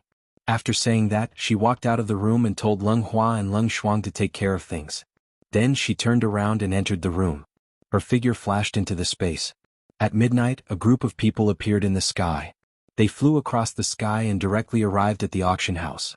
When the group of people entered the auction house's main courtyard, the cultivators waiting in the courtyard immediately bowed respectfully when they saw the person in the lead. "Greetings, Lord." The people in the courtyard shouted in unison, bowing their heads and cupping their hands in salute. The leader was wearing a mask. He looked at the people in front of him and frowned slightly. He asked in a deep voice, "Why is it only you guys?" Hearing these words, everyone looked at each other, not knowing what to say. They could only lower their heads. Seeing this, the head manager helplessly took a step forward and said in a trembling voice, "Master, the two elders' cultivations have been crippled that the air became oppressive and cold because of these words." The black-robed masked master exuded a gloomy and powerful aura. He reached out and lifted the head steward up. "What did you say?" That voice was gloomy and terrifying. The chief steward, who was lifted up, turned pale and didn't dare to struggle. He could only report the matter to him in a trembling voice. That's how it is. This subordinate is useless. This subordinate has failed in his duty. Master, please punish me." He did not dare to beg for mercy. He only asked for forgiveness. Bang. With a loud bang, the head manager was thrown to the ground. The sound of bones breaking could be heard, but no one dared to help him up and no one dared to plead for him. The head steward painfully groaned. He clenched his teeth and got up, but he didn't leave. Instead, he knelt in the corner. "So you don't know who schemed against them?" the Lord asked in a gloomy voice. Chapter 39:58. As soon as he finished speaking, he felt a murderous aura fill the air. The head manager's legs went soft, and he fell to his knees with a thump. He hurriedly said, "Master, although this subordinate is unable to find out who did it, I'm afraid that in this city, only the ghost Dr. Fengjiu and her group have the ability to do so." He lowered his body and knelt on the ground, pressing his forehead against the ground. When he felt the murderous aura surrounding him recede a little, he secretly sighed in relief and said, "It's just that this subordinate's strength is too low, and I really don't dare to act rashly and alert the enemy. I can only wait for Master to arrive." "Fengjiu?" The Master lightly twirled his large black finger, his cold gaze penetrating. "Everyone says that the ghost Dr. Fengjiu as a woman has leapt to become the master of heaven and earth, standing above all the experts. I'd like to see if she's really as powerful and invincible as the rumors say." "Master, that Fengjiu and her group have entered the city. This subordinate heard that they have two children with them, and one of them is sitting in a wheelchair with limited mobility." The kneeling head manager hurriedly reported the news he had heard. The master's eyes flashed and a cold glint flashed through his eyes. He said in a low voice, "Gather the troops. Surround them. I want to meet them personally." "Yes." The head manager hurriedly responded, and then stood up to quickly arrange things. At the inn it was the dead of the night, the time when people were sleeping soundly. However, at this time, Du Fan and the others had already dispersed the people in the inn. "Go go. Hurry and go." Hui Lang shouted as he picked up a man and threw him out of the inn. "Go and stay somewhere else. This inn won't accept anyone tonight. You're going too far." A man was chased out, and he angrily and hurriedly tidied up his slightly messy robes. He glared angrily at Hui Lang and said, "You're all bandits. Chasing us out in the middle of the night, where do you want us to go to rest? You're really too reckless." Don't pull on my clothes. I'll go myself. A man was pulled out and his clothes were pulled up to his neck, causing him to shout with a pale face. Wei Feng loosened his grip and put him down. He glanced at him and snorted lightly, "Wouldn't it be better if you said so earlier? You insisted that I had to drag you out before you were willing to come out. You know that we're saving you. You make it seem like we're bullying and humiliating you." A middle-aged man brought along a pair of young children as he walked out. They were guests of the inn as well, but they were woken up in the middle of the night and chased out of the inn. Even though they weren't members of large clans, they were from small clans, so the middle-aged man was originally slightly displeased and unable to understand their crude actions of chasing people away yet not harming them. However, after he heard Wei Feng's words, his heart was slightly moved. "Could it be that we'll encounter danger while staying in this inn?" the middle-aged man asked, and he could be considered to be polite. Wei Feng glanced at him when he saw this and then he said, "It's not that we'll encounter danger. But I reckon that this inn will be surrounded in a moment. Even though those people came for us, if they make a move against us, then it'll be unavoidable to affect all of you. So I drove all of you away." The middle-aged man's expression went grim when he heard this, and he hurriedly cupped his hands and bowed. "Thank you, young master, for informing us. We'll be leaving first." Chapter 39:59. The middle-aged man who was leaving with his son and daughter couldn't help but tense up when he saw this scene. He hurriedly protected his son and daughter and retreated far away, his eyes looking at the inn worriedly. In this day and age, who would care about the life and death of others like them? He was originally annoyed that he had been woken up in the middle of the night, but when the other party told him the reason, he couldn't help but be convinced. Looking at the situation, the enemies of the youths in the inn should be these people, right? Looking at the cultivators surrounding the inn, each of them had a reserved cultivation base. With a single glance, one could tell that they were experts. He couldn't help but worry for those youngsters. "Father, there are so few of them. Will they be killed by these people?" The young girl tightly hugged her father's arm and hid half of her body behind her father. She looked at the scene with fear. Killing intent filled the air. Even though they had retreated to a corner, they could still clearly feel the cold and oppressive aura. The middle-aged man sighed, "That shouldn't be the case. They seem to be quite strong." Although he didn't know the strength of the people in the inn, he saw that none of the men were panicked. Furthermore, they clearly knew that their enemies would come. Perhaps they had a card up their sleeves? In the middle of the night, aside from those who had been chased out of the inn, there was no one else on the street. Those who were still complaining and unwilling to leave, when they saw the cultivators surrounding the inn, their expressions changed and they immediately retreated without caring about anything else. Because the target of these people was Fengjiu and the others in the inn, they only coldly glanced at them. When they saw them retreat, they didn't make things difficult for them. The group of cultivators flying in the sky were 8 cultivators carrying a palanquin. The group of cultivators stopped in front of the inn. The curtain of the palanquin was lifted, revealing a masked man sitting inside. "We greet the Lord." Everyone respectfully knelt down. When the middle-aged man who had retreated far away with his children saw the badges on the arms of the 8 people who were carrying the palanquin, as well as the mark on the palanquin, his face instantly turned ghastly pale. His body trembled and he quickly covered the mouths of his children and led them away. The man sitting in the palanquin looked at the brightly lit inn in front of him while twirling the fingers on his thumb. He glanced around and asked, "The Azura King's men haven't arrived yet?" A cultivator respectfully said, replying to the Lord, "They still haven't arrived." "Gee, cowards. It seems that after suffering once, you're afraid of them." The man in the palanquin sneered. Contempt and disdain flashed across his eyes.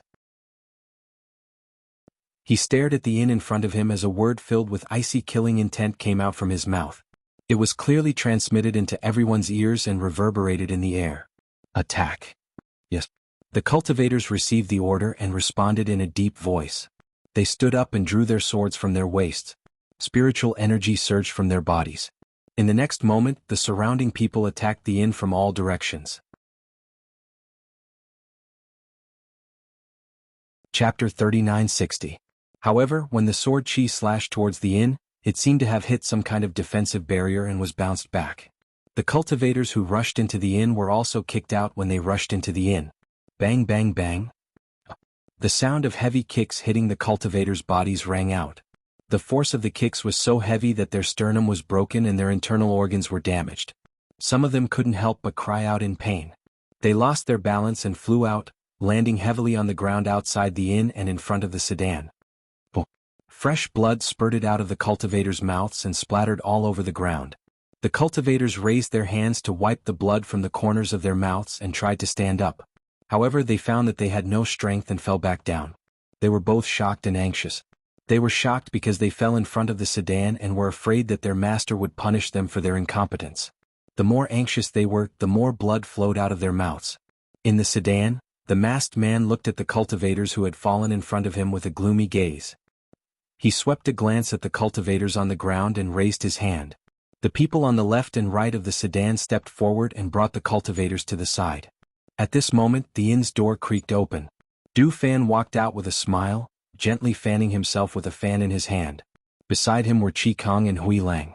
The rest of the people stood guard in other parts of the inn to prevent those people from attacking the inn from other places. "What are you doing here so late at night instead of sleeping?" Du Fan asked with a smile. His face was filled with a kind of amiable smile, but his eyes were cold. The masked man in the sedan looked at them. His eyes flashed and he sneered, "I'm relieved to see you here." These people were here, which meant that the ghost Dr. Fengjiu was here as well. Chi Kong had been discreetly sizing up the person in the palanquin ever since he came out. However, he realized that even with his cultivation, he could not see through the other party's strength. Therefore, he lowered his voice and said to Du Fan and Hui Lang, "This person is very strong. We should be careful." Upon hearing Chi Kang's words, Hui Lang looked at the person in the palanquin in surprise.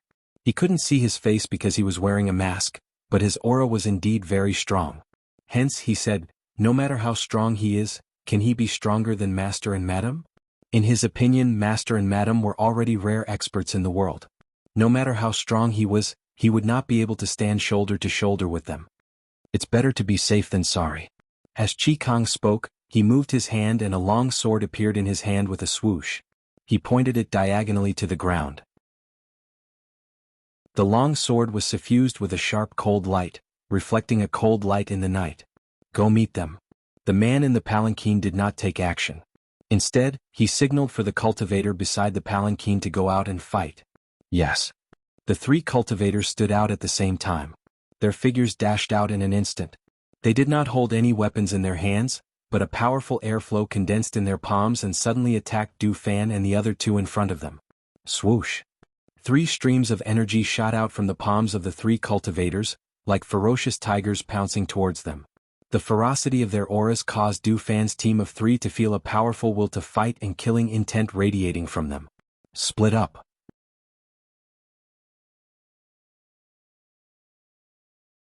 Chapter 3961. The man sitting in the palanquin watched the 6 of them fight. His hand tapped on his thigh from time to time, as if there was some sort of rhythm to it. Seeing that the 3 cultivators were at a disadvantage against Du Fan and the others, he didn't show any signs of anxiousness and continued to sit there as before. When the 6 people in the air had been fighting for half an incense stick's worth of time, one of the cultivators was struck down by Chi Kong. The man in the palanquin shot out like lightning.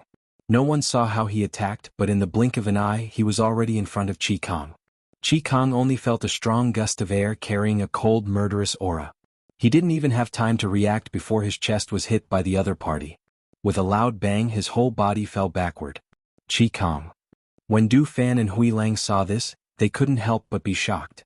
Their expressions instantly changed. In their momentary distraction, the 2 of them were struck by the wind blades in the hands of the 2 cultivators.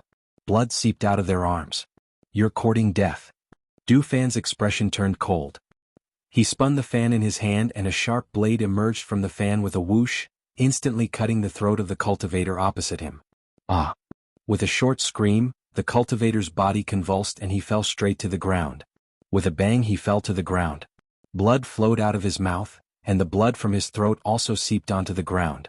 After a while he breathed his last. After being attacked, Grey Wolf's instinctive reaction was to counterattack.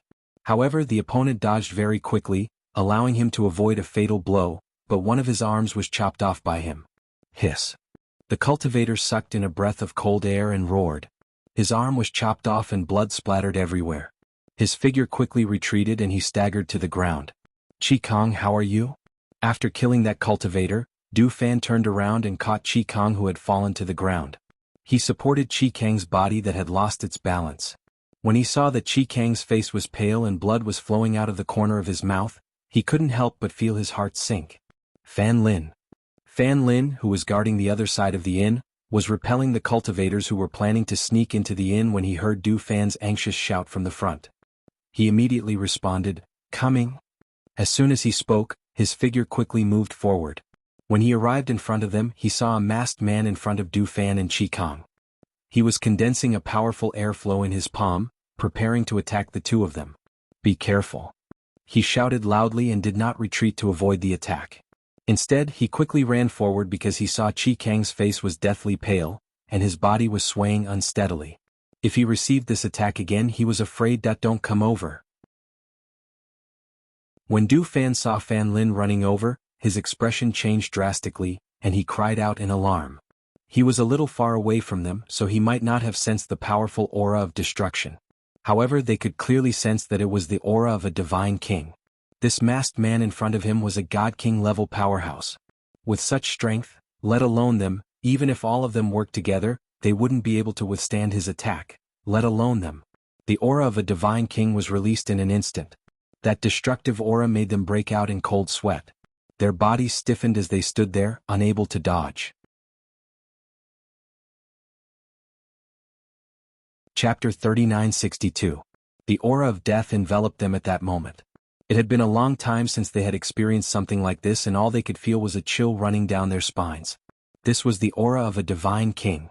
This was the terror of a divine king. Even if there was only a difference of one level, a divine king could easily kill them. However, wasn't it said that there were no powerful cultivators in this area and that there was no ruler of the heavens and earth? How could there be a God-King level expert here? Furthermore, they had never heard of such a person before. However, just as they watched the powerful aura of a divine king engulf them and watched as the destructive aura of the attack swept towards them, a black figure suddenly appeared behind them and blocked their path. Before they could react, he had already pushed them aside and pushed them back to the door of the inn. Rumble. The two powerful airflows suddenly collided with each other, erupting with a terrifying pressure. In the air, the energy flow surged as if a large stone had been thrown into a calm lake. Ripples spread out on the water surface. The moment the aura rippled out, the sand on the ground was swept up and everything in the surroundings was swept away. The cultivators who were guarding the palanquins had no choice but to lower their bodies and press down on the palanquins to block the powerful aura. When the aura gradually dissipated, they raised their heads to look and saw that a handsome man dressed in black robes was standing in front of their master. His ink-black hair was tied up high and his cold face was handsome with the charm of a resolute and mature man. His brows were slightly furrowed as he looked in front of him with a trace of displeasure. His deep eyes were like a bottomless abyss, mysterious and unfathomable. Under his tall nose, his sexy thin lips were slightly pursed. He had one hand behind his back and the other in front of his abdomen. His low-key yet luxurious black robes accentuated his slender physique. Even if he did not open his mouth, the intimidating aura of a sovereign overlooking the world was fully displayed, causing people to lower their heads in front of him, not daring to look him in the eye. Its master. Hui Lang was pleasantly surprised to see his master who had suddenly appeared. His face broke into a wide smile and his initial worries disappeared without a trace when he saw his master. "It's the Yama Lord who saved us." Du Fan exhaled softly. Although he was shocked, he also secretly heaved a sigh of relief. Under such circumstances he thought that they would definitely die. He did not expect the Yama Lord to save them. Furthermore, during this period of time, he had always known that his master had been treating the Yama Lord's legs. He also knew that the Yama Lord's legs were already able to stand up and walk. But this was the first time he did not appear in his wheelchair. Instead, he stood before them and blocked the danger and murderous intent. Cough. Chi Kong coughed and blood flowed out of his mouth again. Fan Lin, who was beside him, saw this and quickly came to his senses. He went forward to support him. Quick. Let's go in. As he spoke, he helped her into the room, ignoring the battle outside. Grey Wolf, you go inside. I'll stand guard here. Du Fan said, letting Grey Wolf go inside to guard. He gave him a look, indicating the two young masters in the guest room upstairs. Chapter 3963. The surrounding people retreated, leaving only Xinyuan Mose and the masked man standing there with his hands behind his back. Looking at Xinyuan Mose, who was wearing a black robe and emitting a powerful aura, the masked man's eyes flashed. He stared at him coldly and asked, "Are you the Azure Dragon Sovereign, Xinyuan Mose?" Although it was a question, his tone was very certain. It was obvious that there was no one else who could have such a powerful aura other than Xinyuan Mose. Xinyuan Mose glanced at him coldly but didn't reply. Instead, his figure flashed and his black figure shot out like a bolt of lightning, attacking the masked man at a speed that was too fast for one's ears to hear. The masked man's heart skipped a beat when he felt the powerful pressure. He didn't dare to be careless.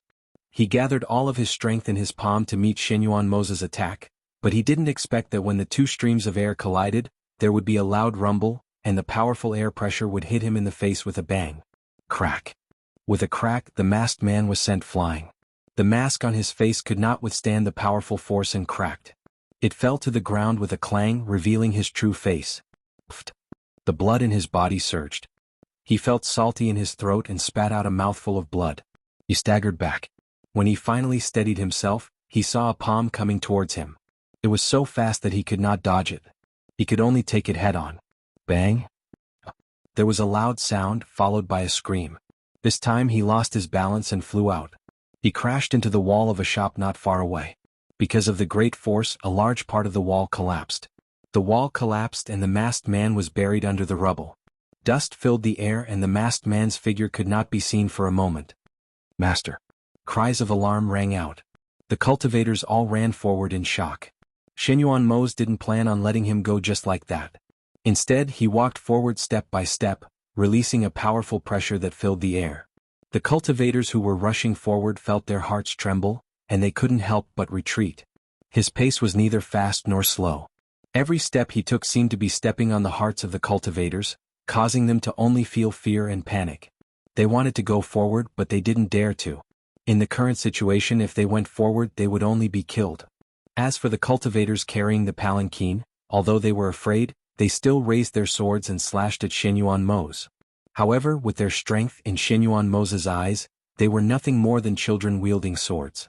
They were not worth mentioning at all. He did not even look at them.